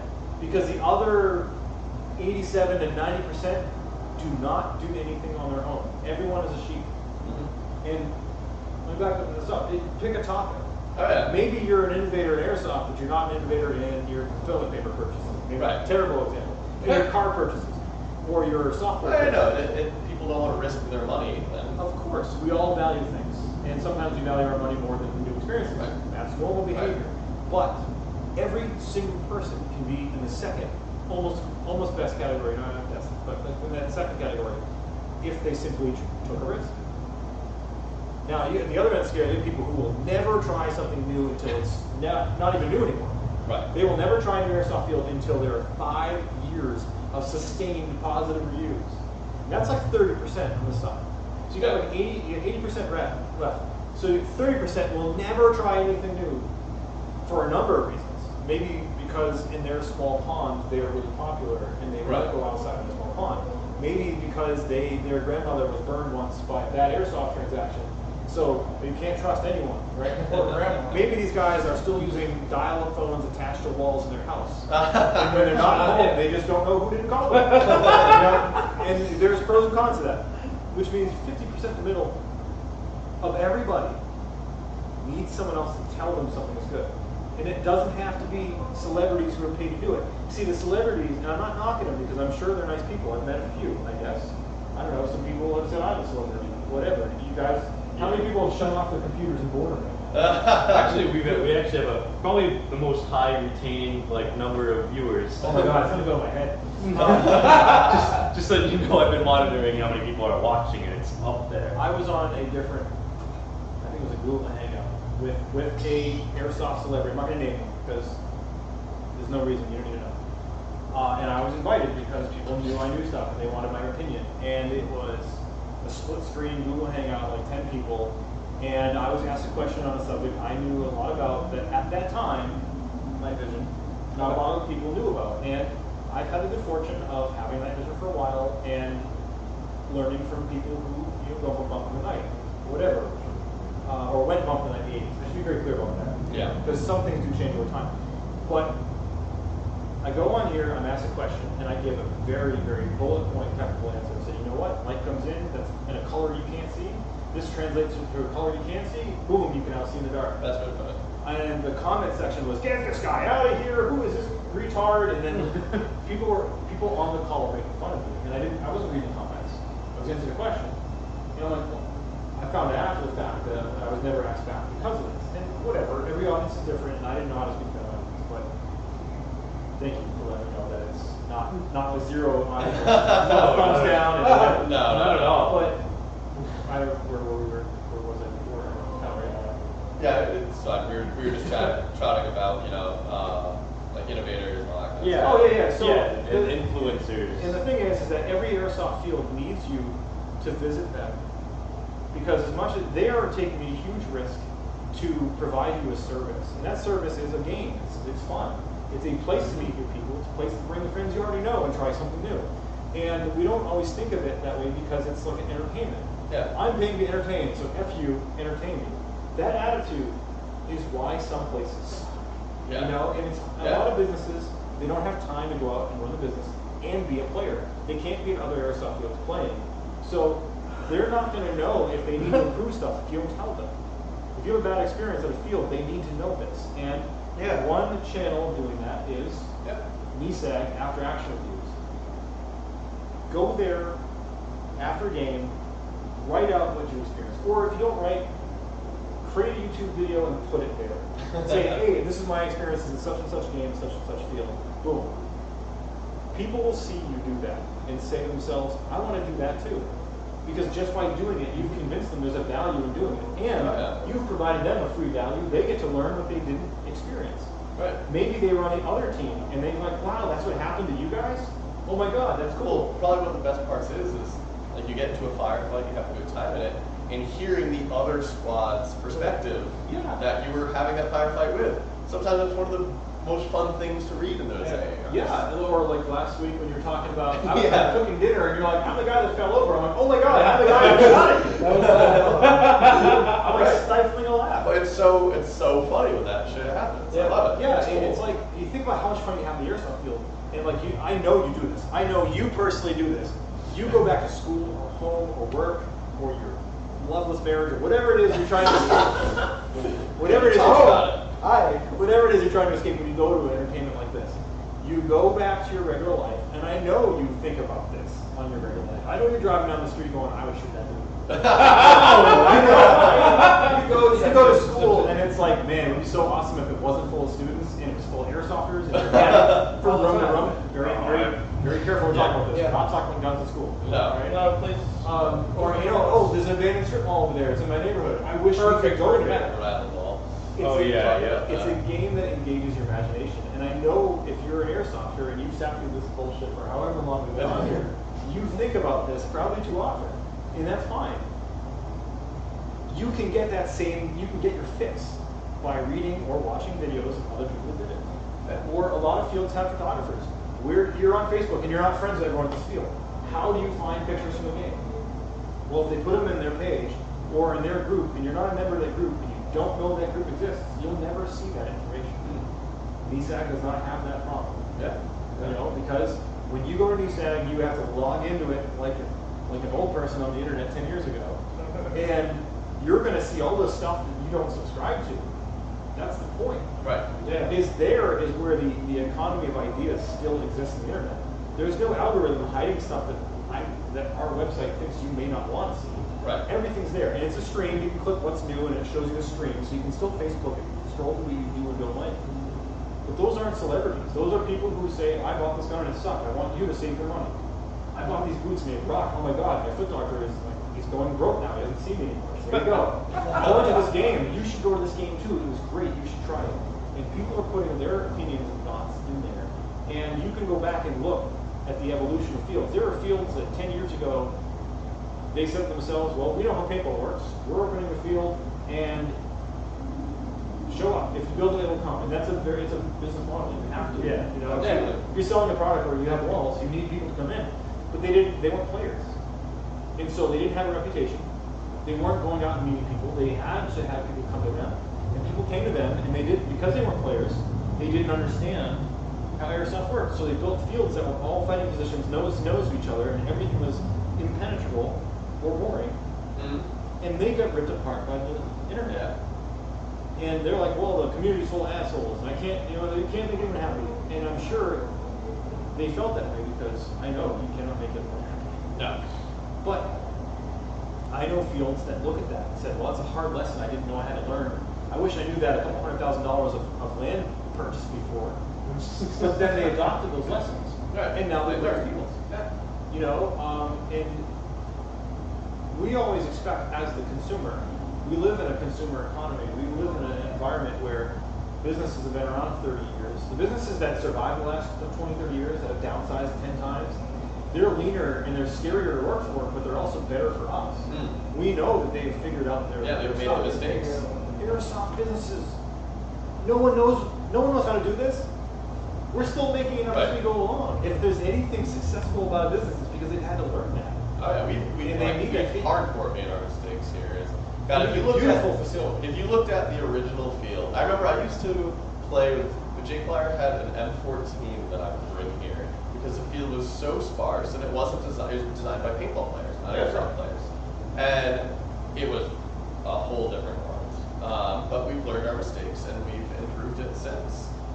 There's no diss to paintball, but It's a different it can sport. only go 50 feet. Right. It's a whole you different can't sport. shoot that far. There's no time between you and the next paintball range obstacle to tell your friend, shit, there's a guy there. Because as soon as you say there's a guy there, you're getting hit by his paint. Right. That's one of the funny things with Airsoft is you have these 250-foot engagements sometimes, people shooting at the very, very range of their guns. I mean, there's been times that I fire a shot, and I'm looking down my scope, and I just go, and have the pellet fly by me, because you can see it coming. You have like 2 or 3 seconds to be like, oh. You are God. You can totally matrix that. But actually, speaking of AARs, what are some things you've seen from the green team and tan team, or Group 4 and Go 4, in the past few games that you would suggest, or you would think should improve, or suggestions you have for each team? Starting with, let's start with Go 4. Okay. So Actually, speaking of which, what's the current Go 4? registration? This is going to be the 20th event in this series. The 24th or 25th event I've ever written. And it is the first time that I didn't release tickets or registration slots in blocks. Because the last 8 or 10 events sold out, or at least reserved all the seats within a couple days. Yeah. And the last time it was 6 hours. Right. And there's a couple games where it might take it a week, but a few games ago, we used to have 650 people, that many registration slots open. And and they would fill up. And sometimes one team would straggle, it would be harder. A lot of times it was green, I noticed. Sometimes it was green, sometimes it was tan. It went back and forth. Yeah. But we never let it go more than a platoon. We released blocks and platoons at a time. And this time, we released them all at once. And for the first 24 hours, it looked like we were going to sell out evenly. And then people stopped buying tan tickets, and green continued. And then a couple days went by before I kind of noticed. Right. Shame on me for that, but yeah, green sold out in not 3 or 4 days, maybe it was a week. I don't know. Yeah. And tan has yet to sell out. I've been away from my computer, my office, for the last 4 days. So then we might have sold more tickets since then, but we actually right now, as of last Thursday when I left my house, we had 65 tan slots open and 0 green slots. Yeah. If you want to play on green, you're going to have to luck out and buy a ticket off someone else. We don't have more tickets. We don't make the tickets. The tickets are a third-party company. So there are no more green tickets. There will be no more green tickets. If you show up for green and you think you're going to be funny, I will send you home. Right. SAG Ops has always been committed that the quality of the event will not suffer for any business reason. Right. We don't want your money more than we need some to do the Yeah, job. yeah, yeah. We don't want your money more than we care about Yeah. delivering the event that we've promised to the people who've already signed up. So every event we have people who show up going, oh, brought both cameras, what size do you need? I'm like, none. Sorry. Not sorry. Yeah, because not sorry. The way things like this work is that I legally have to say we're an LLC. We were not an LLC for the first 10 years. We were not a business. We had to become an LLC because in order to register our trademark, we have to be, the trademark is ridiculous. And there are pros and cons to being an LLC. But putting that aside, we have continued to run it in the same manner before the Bears AAC. That is to say, this is a work of art. You may not think so, and I don't care, that's fine. But the way we approach it is we're creating the coolest game that we think we can. Because we don't know what we're doing either. This is all an experiment. You know? We're still making this up. Yeah, we might try something new at this event. It sucks. We won't do it again. Other stuff we used to do that people like that we stopped doing to see how it worked, we might start up again. You cannot judge each game that's coming up by the last one. And that's, I mean, for me personally, when people say the game is getting stale, that bothers me as an artist. Whatever. It bothers me personally because we spend months of nights and weekends and often drunken development calls, that we're never going to get that back. And I know that we put details in there that no one's ever going to see, and I don't care about it. If no one sees some stuff, that's fine. I accept that now. But when I hear people say that there's nothing new, okay, what was your experience? Oh, I guarded a building for 8 hours or 10 hours. It's like, oh, the game's getting stale, the story sucks. What did you do? Oh, I was in a vehicle the whole weekend. So you literally never talked to any of the actors. Never did anything. Oh, I don't read the op boards. I just there to shoot shit. And I'm like, okay, you're allowed to do that. I mean, I strongly. But how's the game But not that's going to part get of- stale? yeah, That's all you do. Like I said before, there are 100 That's your days. fault. Yeah. 100 days. I'm not in a position where I can blame the player. Sorry, you can. But once the game starts, it's not my game. Right. Of And course. what we have planned might happen, what you have planned might happen, but we're all going to just kind of make it up as we are there.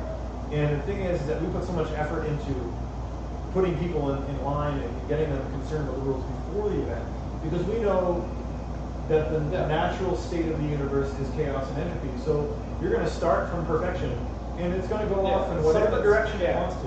You know, Absolutely. It's the nature of the universe, Yeah. and you can't stop entropy. You can build well-insulated houses, but heat's still getting out. All right. Exactly.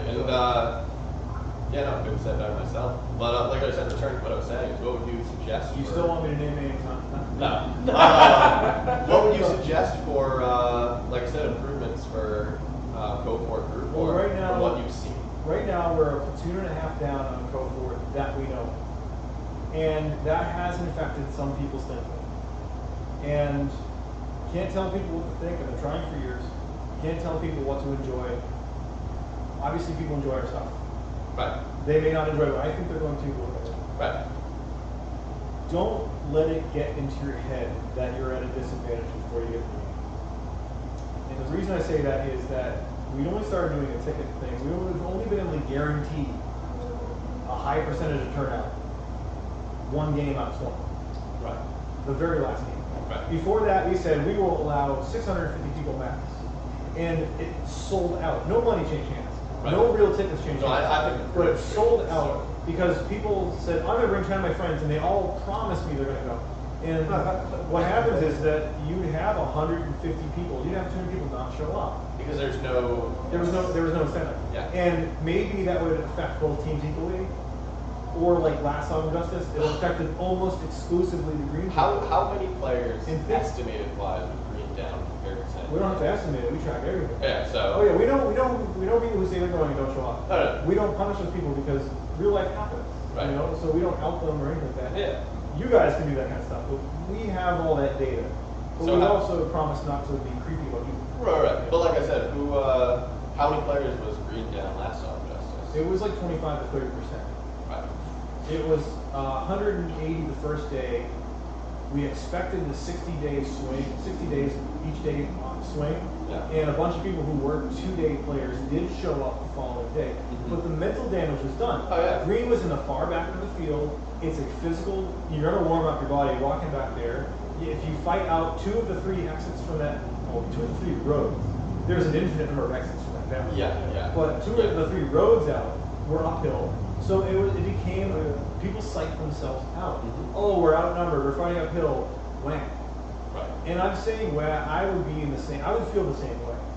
So See, I'm you not, know- I'm not dissing people who stayed and fought. The funniest part about this, me and Jake at least had an absolutely fantastic time that game. And the reason I say that is that we never had to walk more than 10 minutes from respawn to get a fire fight. Well, if you came to get your shoes on, you were going to get wet. That's what I'm saying. Is we were engaging and hitting targets all day long, and yeah, okay, we lost terribly, but we still had such a fun time. You see, go back and look at that dispassion. Look at what we were measuring. Right. We gave you 2 weeks warning over to measure. We gave the other team 2 weeks warning over to measure. And you had a situation where, yeah, you were 25% down, 30% down, right? Sorry. That's fine. The other team didn't win. They won, I think it was like 96 to 25 was the final score. Going back and watching the videos, we had to correct the score because some of the refs lost the paperwork. Yeah. And so we had to reconstruct stuff from memory a couple days later. And then I remember. when we announced that, we had players who had GPS on and video proof that some of the recollections were inaccurate. So I said, F it, we'll do a better job next time. This is the official score, but Yep. the score is probably higher for Code 4 and higher for Code 4 or Mill 4 at that point. But we can't prove it. Right. It is what it is, yeah. It is what it is, let's deal with it. But Code 4 won by an indisputable landslide. They won terribly. Right. With that command of the field, They should have had way more points. they should have had way more points. They neglected. I actually noticed that. They Yeah. neglected building because at the time we were offering bonuses if you could draw, if you surrounded locations by locations you held, your geometric shape would be more valuable because that's kind of how it works in real life if there's no points. But the more positive control you have over a larger piece of territory, the better your position is. And these guys are like, no, let's just push that front all the way front, and if we pin them, well, then we can do whatever we want for the rest of the field. It's true. You know, it's Sun Tzu, get it like a wave, but it's also lazy playing. Because it also means you're taking a 30-page op-board and saying, Well, that was one of the contributing factors. That and having to staff enough refs to watch 3 people, that we said, fine, we will cut 30% off the event size. Find me a business who responds to customer complaints by saying, fine, we will get rid of 30% of our revenue. Right off, we will just decapitate any potential chance of making money. Realistically speaking. And we will just say, fine, we'll make a smaller game so that no team can dominate the other one by being disproportionate. Now, Might still happen. some people have it in their heads that, you know, Well, and even the last game. When you see the Spring Offensive 9 video, Dan and I have already edited it, but it hasn't come out yet. You will see that the last half of Sunday, Cobalt had 80 people. So what pisses me off, and actually on that note, is I know Green. We were almost basically spawn camping them. But there was tons of bases that were still on registered as tan cone because no one just went and swept and cleaned it. And we're trying to distract you. We're trying to distract you from the very things we put in your way. Do the thing. That's how you win. Just do the thing. No, it was during the, I think it was like the last 15 minutes before like the main end push started.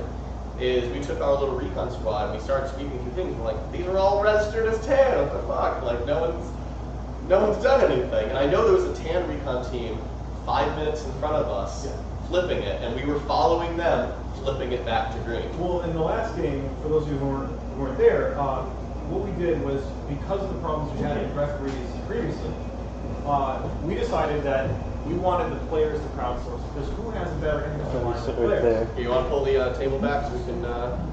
What up, son? What's up? That Ghost G patches my car. Huh? Ghost G patches my car. You already gave one. Dude, how's it looking? pull it further. The whole Alright, I'm going to play my own. No. My own argument. Ghost G patches are available for thing is on, James. The lid. The lid. Further forward the lid. Further You were forward? watching earlier. You could hear all of us, right? I was watching us the whole time. Yeah, so this is How we doing? microphone? No, I know that, but I have difficulty hearing when I'm at home. Oh, really? Yeah. How we doing? Good enough. Good enough? Yeah, good enough. It's like a 10-second delay. Oh, Pat's there. Yeah. I've got live video through the streaming software. So. I'm watching Yeah. a couple minutes ago. James, you were literally fine. Now you can see the table. Push it So you back can up. see the table? No! That's not what I want. Oh man, I'm just ruining it. All right, so James had the camera touching. No, forward a hair, just a bit. I really set the table. Let's screw this up. Yeah, good. More, Keep more. going. Right there. There. Okay. Don't touch it. Literally Oh god, exactly. where'd I go? Wait, no, that's a minute ago. Never mind. Yeah. That's when I started yelling at James. Stop. I told you I was coming to the podcast. Right? So, new guest. We've had him here before, but here is Pat / I'd like to start off with a quote that anyone that goes on this podcast is lame as hell, and quote Patrick Roy. Yes, you did. That's when we had Fry on. You're like, yeah, anyone who goes on this podcast is lame. Case in point. Alright, so advice to code for would be don't get psyched out. Yes. Because there have been disproportionate. There have been winners who didn't win as good as they should have. There have been losers that psyched themselves out and quit before they needed to. And there have been times in the past when you didn't have tickets, you didn't have that incentive, because you're not getting your money back if you buy a ticket and show up. When you lean that way, by the way, you're totally out of frame. Oh, well, sorry, I was in frame before. No, so the other thing is that, like, there have been times where teams thought they were going to have 30% more people and they didn't show up. Right. And we tell you, this especially applies to KOFOR guys who went to the last game and are not going to this one, who I suspect aren't watching this right now anyway because they must be mad at me. But we are supposed to. I have never been shy about the fact that I try to make you feel like you're losing. So if you felt like you were losing last time, I'm not picking on you. Both teams think that I am picking on you. Both teams have come to me and said, "Leonard, your games would be so much more fun if you didn't just make it so hard for us. Make it hard on everyone. I want you to, I don't want you to rage quit necessarily. I want you to reach that moment and then remind yourself that you're there to have fun and have fun with it. You will learn more about yourself. This is like that whole mystical wall that certain event producers, certain major event producers used to discuss in the past, where that you get to a certain psychological point and you get frustrated and you break through that frustration. I don't know if this is the parking lot event, so it's probably a bad thing, but the last game's theme musically was the prodigies breathe. Break the pressure, breathe the pressure, let it wash over you because it's a game. Yeah. You know? Yeah. Learn something about yourself. Having said that, though, if KOFOR feels like they're losing this time, there's a very good chance they might be losing. Hey, you won't know until it's over with, but all right, so yeah, for the opposing, for Group 4, what would be your suggestions other than don't be a sore winner if you win. because I know a lot of guys are like, oh, you guys really got trampled because a lot of you didn't show up last year. You got really trampled last year. Yeah. And then spring, it was a pretty fair fight. I mean, there was a couple ways that could have broke where Code 4 may not.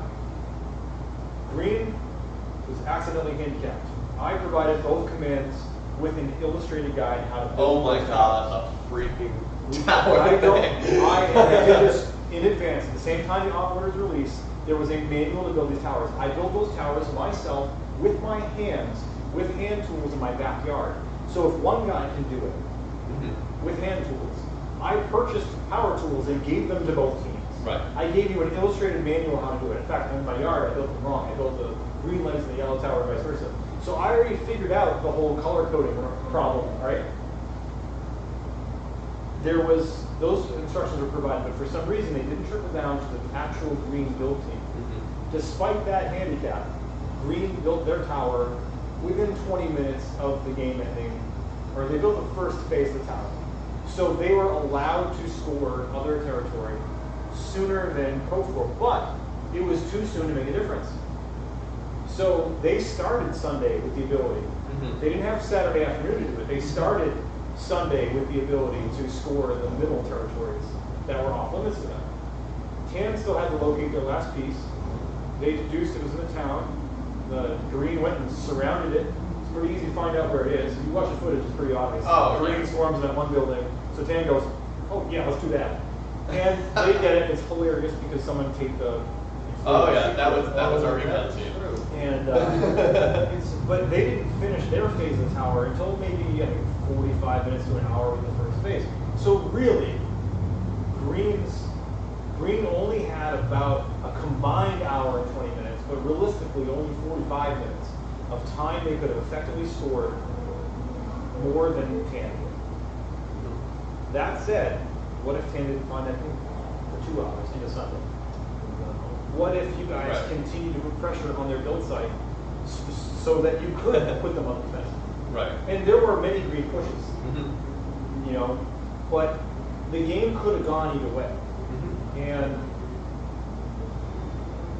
it was an even match. I think it was fair to say that there was hitters in depth now, both teams. The core of both teams is proficient fighters. Yes. Maybe Tan used a slight advantage in that, but I also Tan's organization is very good. Green is growing in steps, but I just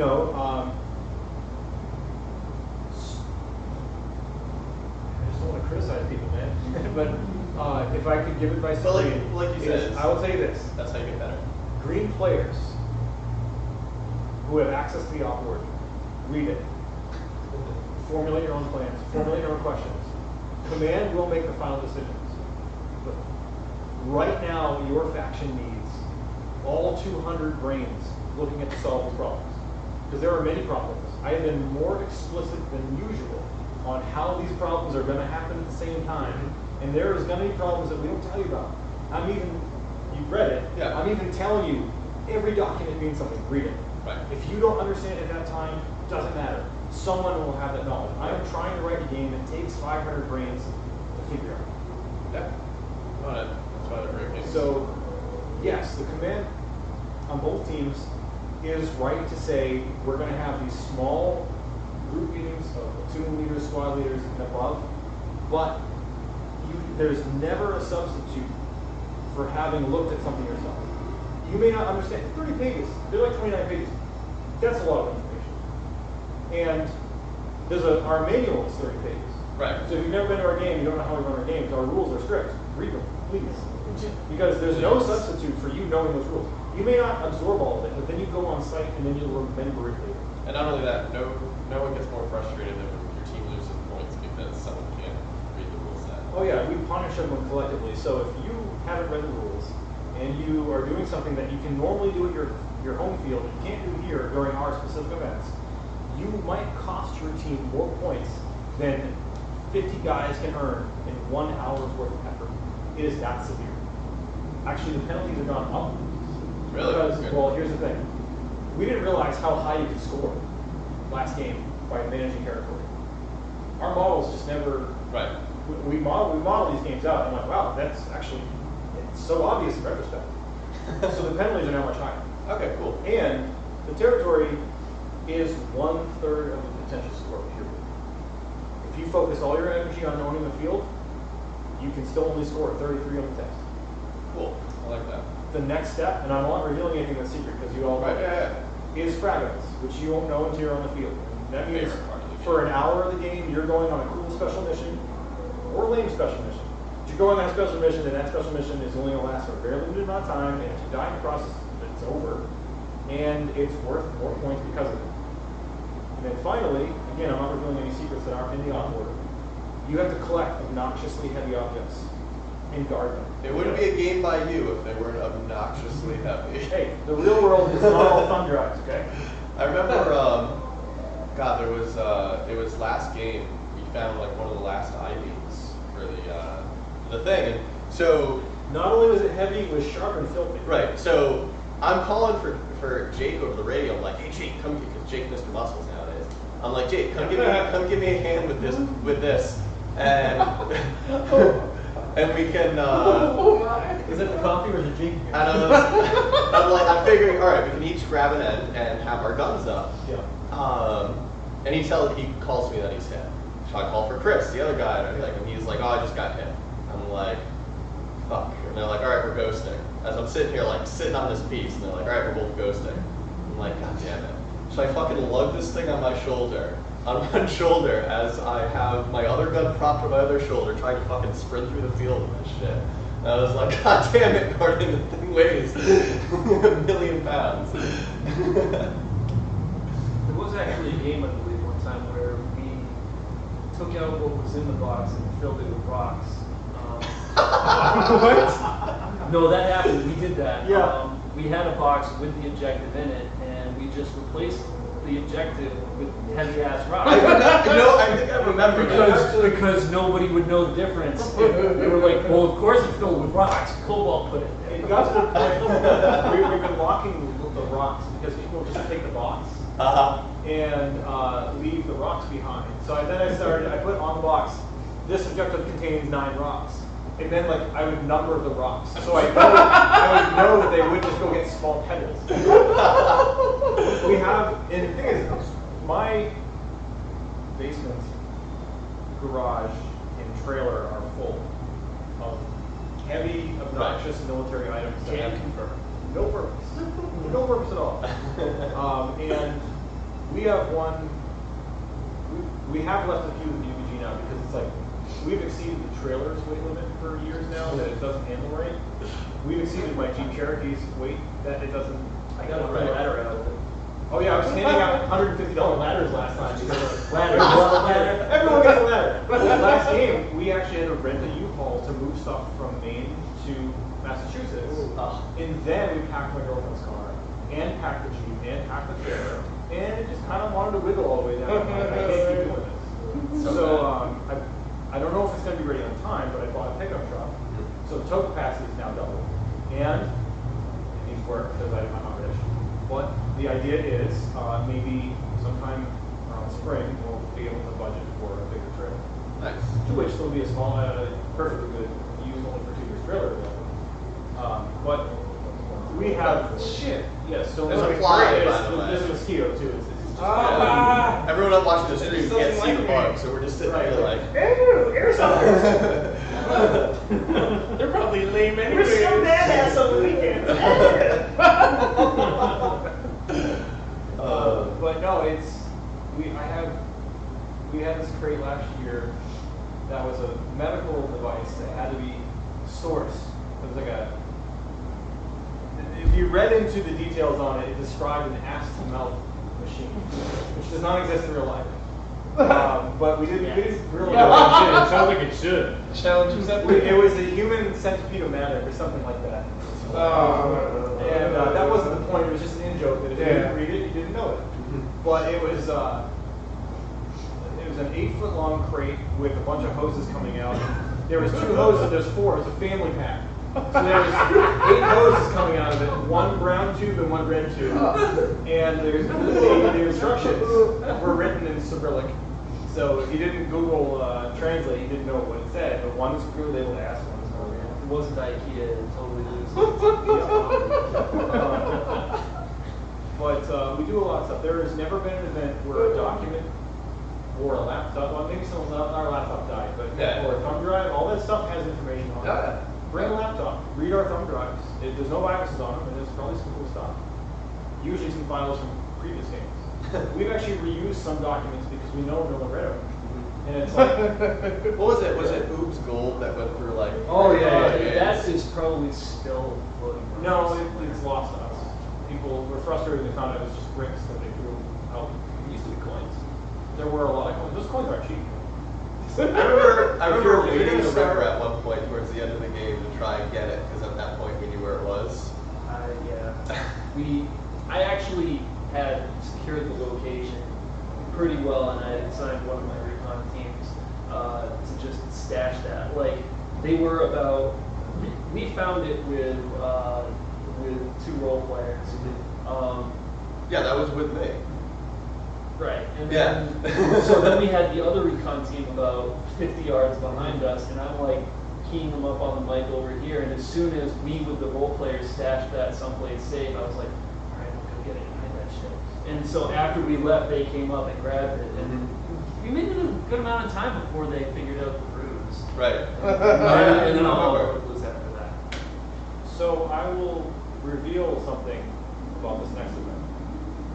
At some point, there's going to be a journalist who's covering the activities in Azumina Gen's then current climate.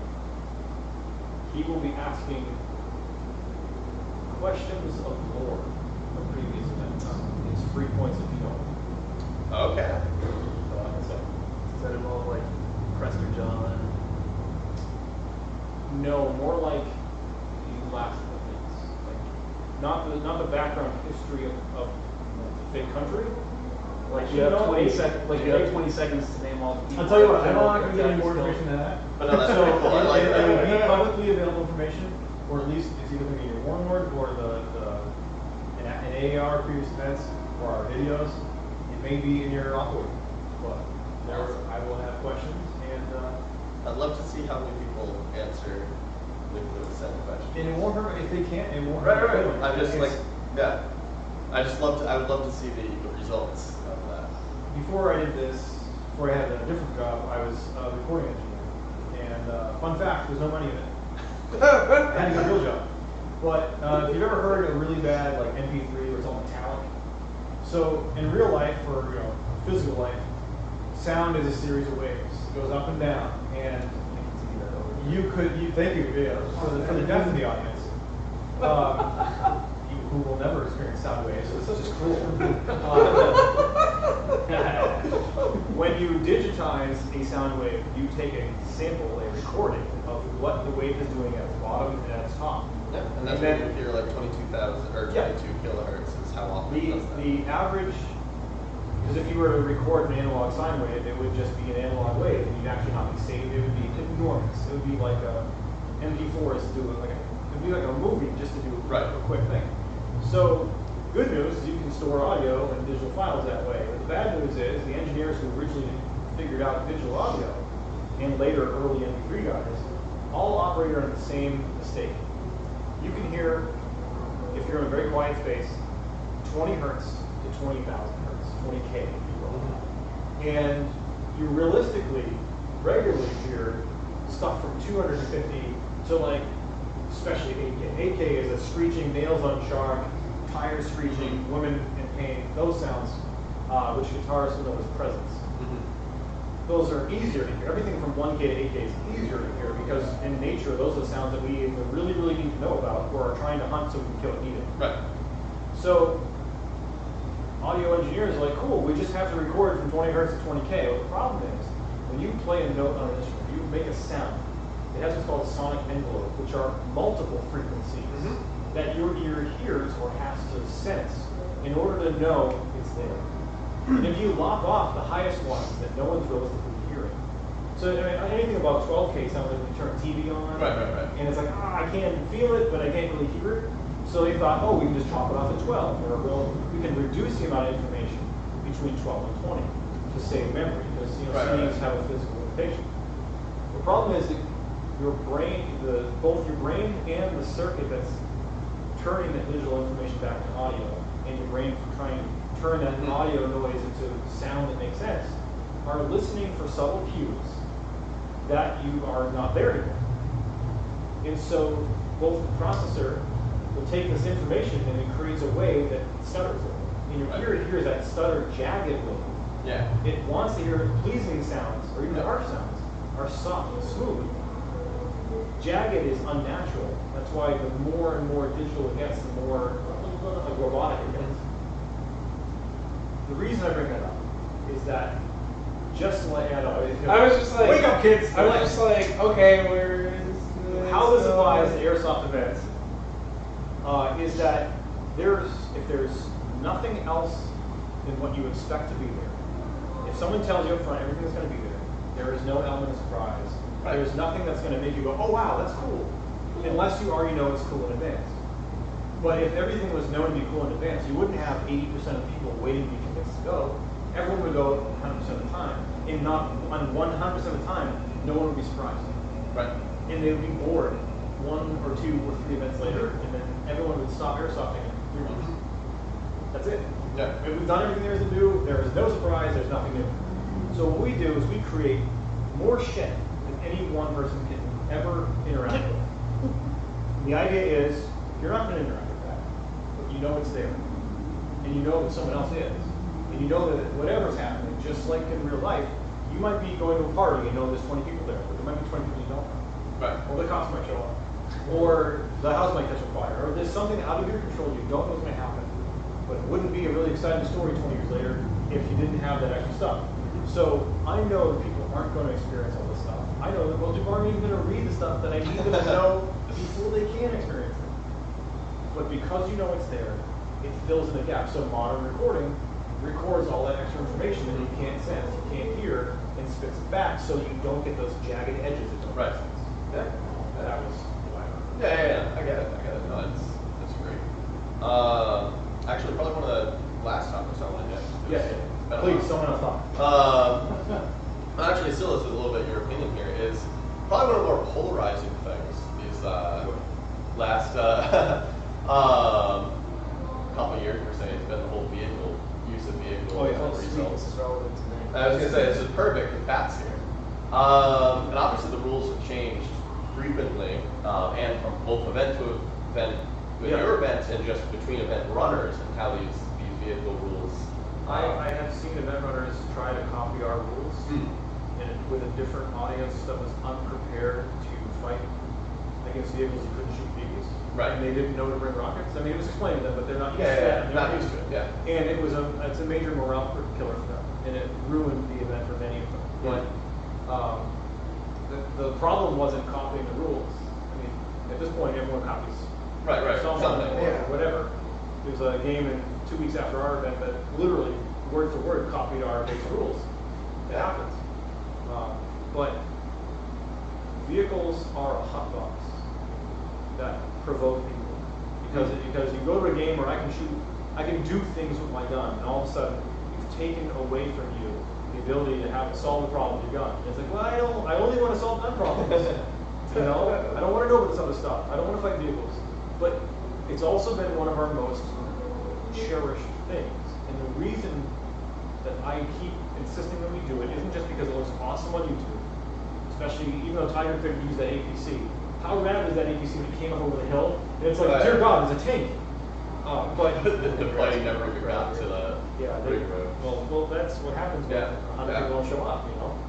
That wasn't. I was sad to never see that thing in battle, even though it would be against me. It was just. They're going back to the voters. They're selling that, which means you can buy it if you want. Yeah. So James needs an APC, right? Hey, I'm always going to push for an ABC. We insist on putting them in there because you can go to any airsoft event. This goes back to morale. And if you have first strike advantage, you use stealth as a tactic, you maneuver into a position of dominance, and then you engage on your own terms. You can wipe out, and an ambush should not last more than 7 seconds. Right. 10 to be generous. one scrapper, one squirter, to use the right term. If you have an ambush that lasts longer than that, you're doing something wrong, and you no longer have the initiative, you can start dying slowly. If they counter ambush faster or harder, then you can assert dominance. So a vehicle comes in, and in airsofters, no one retreats. No one hides. They hide before the engagement, and then they hide behind a tree, and they think they're going to win. They're still dying slowly. It doesn't change. But with a vehicle, it creates the terror response that the BB guns don't. Right, yeah. You have, if you do not have the tools, actually even if you have the tools, but you don't have the tools on your person, if you're not the grenadier, you have no solution that can help you out of this problem of, holy crap, there's a truck coming. They behave like tanks. They think we can't afford tanks. No one can afford tanks. Get that out of your head. It's a Jeep. Whatever. But in game dynamic terms, it is armor that your small arms cannot penetrate. It produces the same terror response that really you should feel in a firefight. You know? Oh yeah. Frankly, it just tickles me when they get up to run too. When they get up to run. I mean, I ran from a few vehicles at events, and you just see it coming. It's the exact same thing. You're just like, well, I can't do anything about we're this not gonna right get now. fucked. You need We're to gonna get fucked or run. So we decided to run. And I've never seen a couple of my teammates really sprint, but you'll see them sprint if we don't have AT. It's pretty entertaining. I'm pretty sure I've had kills before where we just drove past somebody, I pointed at somebody, went, You. and they go, okay. That's really merciful if you think about it. Yeah, no, it is. I mean, to even be able to squeeze out a shot on semi from an M60 into somebody and have them go, thank you for that's pretty good. Thank you for our merciful death. I mean, sorry, I'm totally geeking out about being on a vehicle. It's so awesome. We're on an Airsoft podcast, geek out. Huh? We're on an Airsoft podcast, geek out. What we're doing. Yeah. The name, I feel like this is really obvious to me, but maybe it needs to be said sometimes. The name of our production company is Stag Ops. It stands for Strategic and Tactical Airsoft Gaming Operations. If you're not approaching our games strategically, which is to say, formulate a plan. Plan doesn't have to be a script. The script will be brittle and will break on first contact. But if you go through the stages of making a plan, and then your plan doesn't work on site, but you adapt to it, you are going to adapt from a stronger position than someone who just said, fuck it, planning is useless, I don't even know any of this shit, and then show up. You will panic, you will lose your shit, you'll be in the car, and you will miss out on the game. And you won't know why shit's happening. The trucks are just another way to get you engaged in the situation of the game, the simulation of a conflict. Like you should feel like you're in a mini war, like a little bush war. Like you're all a small unit, spec ops guys, whatever, and you are somewhere that no one wants you to be, and they're shooting at you. You should be afraid of that. You should feel like, oh wait, there's vehicles over there. We better relocate. Oh, there's a lot of guys where I need to go. I better approach from a different angle. Be strategic, use the terrain, use your teamwork. If you have 100, it's just like we were saying earlier, a couple hours ago, so probably no one, you don't need to swipe, but if you have 100 guys who show up in the same uniform and want to do good together, but are not prepared, they are half as strong as 50 guys who are showed up prepared to do work together. It's 100%, teamwork is 100% force multiplier. And here's a gimme. I don't care what field you're on. I don't care what game type you're playing. I don't care what game mode you're playing. I don't care if you're there with a teammate or you're there alone. This goes back to every single combat simulation from computers to real world. Defending a position with an active defender who is alert and knows how to defend something. That one guy is worth a minimum of 3 guys. That defensive warfare is a force multiplication that turns your enemies, that divides your enemy strength by 3. Just like your 100% markup on team strength becomes 2 teams of equal size, one's organized, one's not, they're half as strong. You have a 2-to-1 advantage even though your numbers are the same. There's a real math to this. Yeah, Don't bother reading On the War by Clausewitz. It's written in a very, very just really hard to read prose from the Enlightenment era. Just get the cliff notes. That guy just stick to the regular army guild manuals and then Sure. that describes it. There's nothing strategic about it, but there's all the tactics right there. Absolutely. At our ops, you're partially in the driver's seat. You can set your fate by how much involvement you have before the game and during the game. Yeah. And after the game. The other thing about AARs, to beat a dead horse, is that when you publicly put out there that I went to this event and I did this time, people will see that you actually care about it, that the events are worth remembering, and they'll be inspired to do that as well. Before we wrap up, is there anything in chat that's worth bringing up, or anything else you want to say? Just a lot of people, other than, mostly they're just kind of reacting to what Gordon has been saying. Yeah. Let's see. Chris Fisher said that you're on Tinder, Pat. Just swiping right. Called out. Yeah, but when is he not on Tinder though?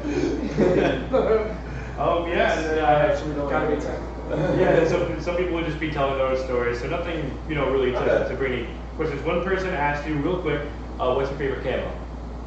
Oh, that's a good one. Oh, yeah, I gotta say Tiger Stripe. Tiger Stripe? Okay. I figured you would say that. Oh, actually, that does remind me. I got him! No, you didn't. I made a blue, and I don't mean the light blue from the 80s. They made a dark blue, dark gray, darker gray, and black woodland that, in the snow, under a full moon, is ghost magic.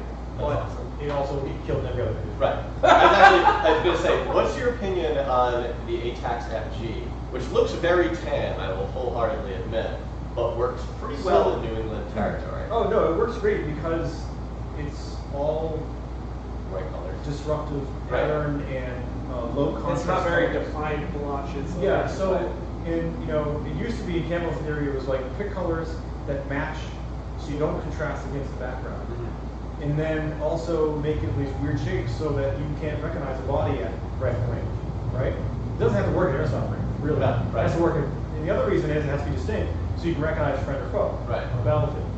So, but then right around the whole multicam, CAD-PAD, digital battles of 2000-ish, and Natick was trying to figure out which the best camo to do next. People figured out, well, you know what? In addition to matching the territory, you shouldn't contrast against itself. The shapes. And stuff, Because right? the shapes and the colors on your garment, if they contrast, yes, they'll break your pattern up a little bit, but they'll draw your eye to it at closer range. Right, yeah, that's a good point. So if you look at multicam, it literally looks like a pile of vomit.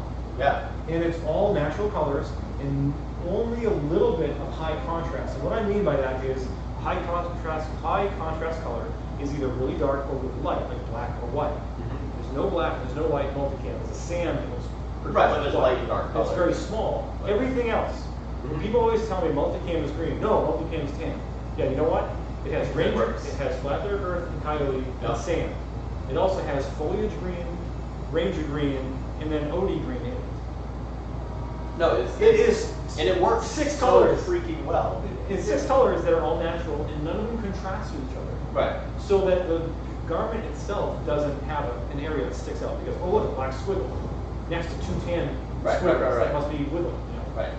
So I like Tiger Stripe because my team uses it.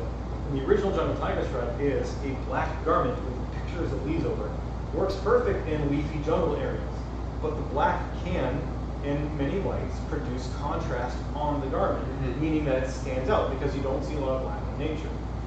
Desert Tiger Stripe doesn't have that problem because it's 3 shades of naturally dead colors. Yeah.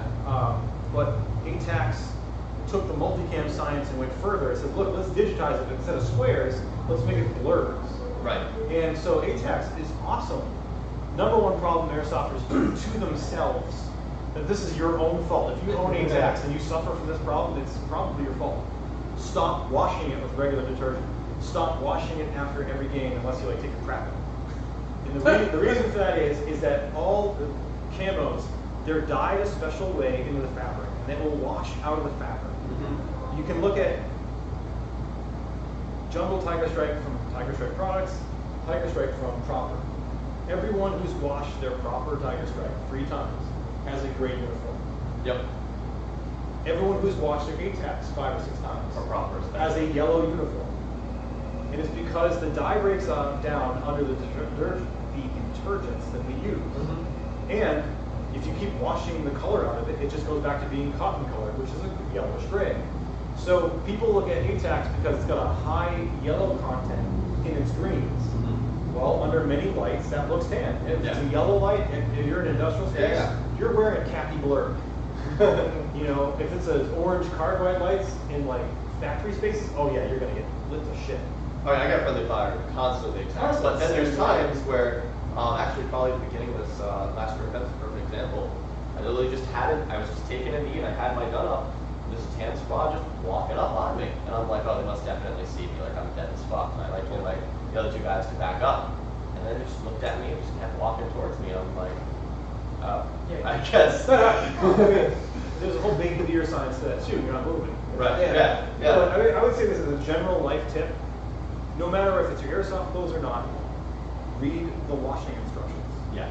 No, it's true. Your clothes will last. I have shorts that I bought in 1997. I have 20-year-old shorts. Right. I still wear them. Yeah, no, you're right. Totally right. So it is, you can legally get into your pants. Like they are of age. Good. Yeah. All right. On that note, Hey. Once again, that's where it's at. we should probably wrap things up. If you guys have stayed, if you guys have stayed this entire, like, God, 2 hours and 15 minutes, awesome. It's been a lot of fun. Thank you everyone for tuning in. Hopefully, we'll see you at Autumn Justice. Hopefully, maybe I'll be shooting at you. Maybe I'll be shooting with you. It's going to be a good time, and as Gordon mentioned plenty of times, make sure to check out NEASG, and also check out ExtremeAirsoftRI.com for upcoming events. I actually don't think they have any posted right at the moment, but that will change. That'll change very soon. I just came from our crazy event. We're all kind of burnt out, but new stuff going up this week, hopefully. But like I said, thanks for tuning in, guys. Tune in next week. We're going to be talking about. Actually, I'm not sure yet. We have a plan. We'll let you guys know. Yeah, we'll let you guys know. If I don't have a job, All right, guys. See you later. bye guys.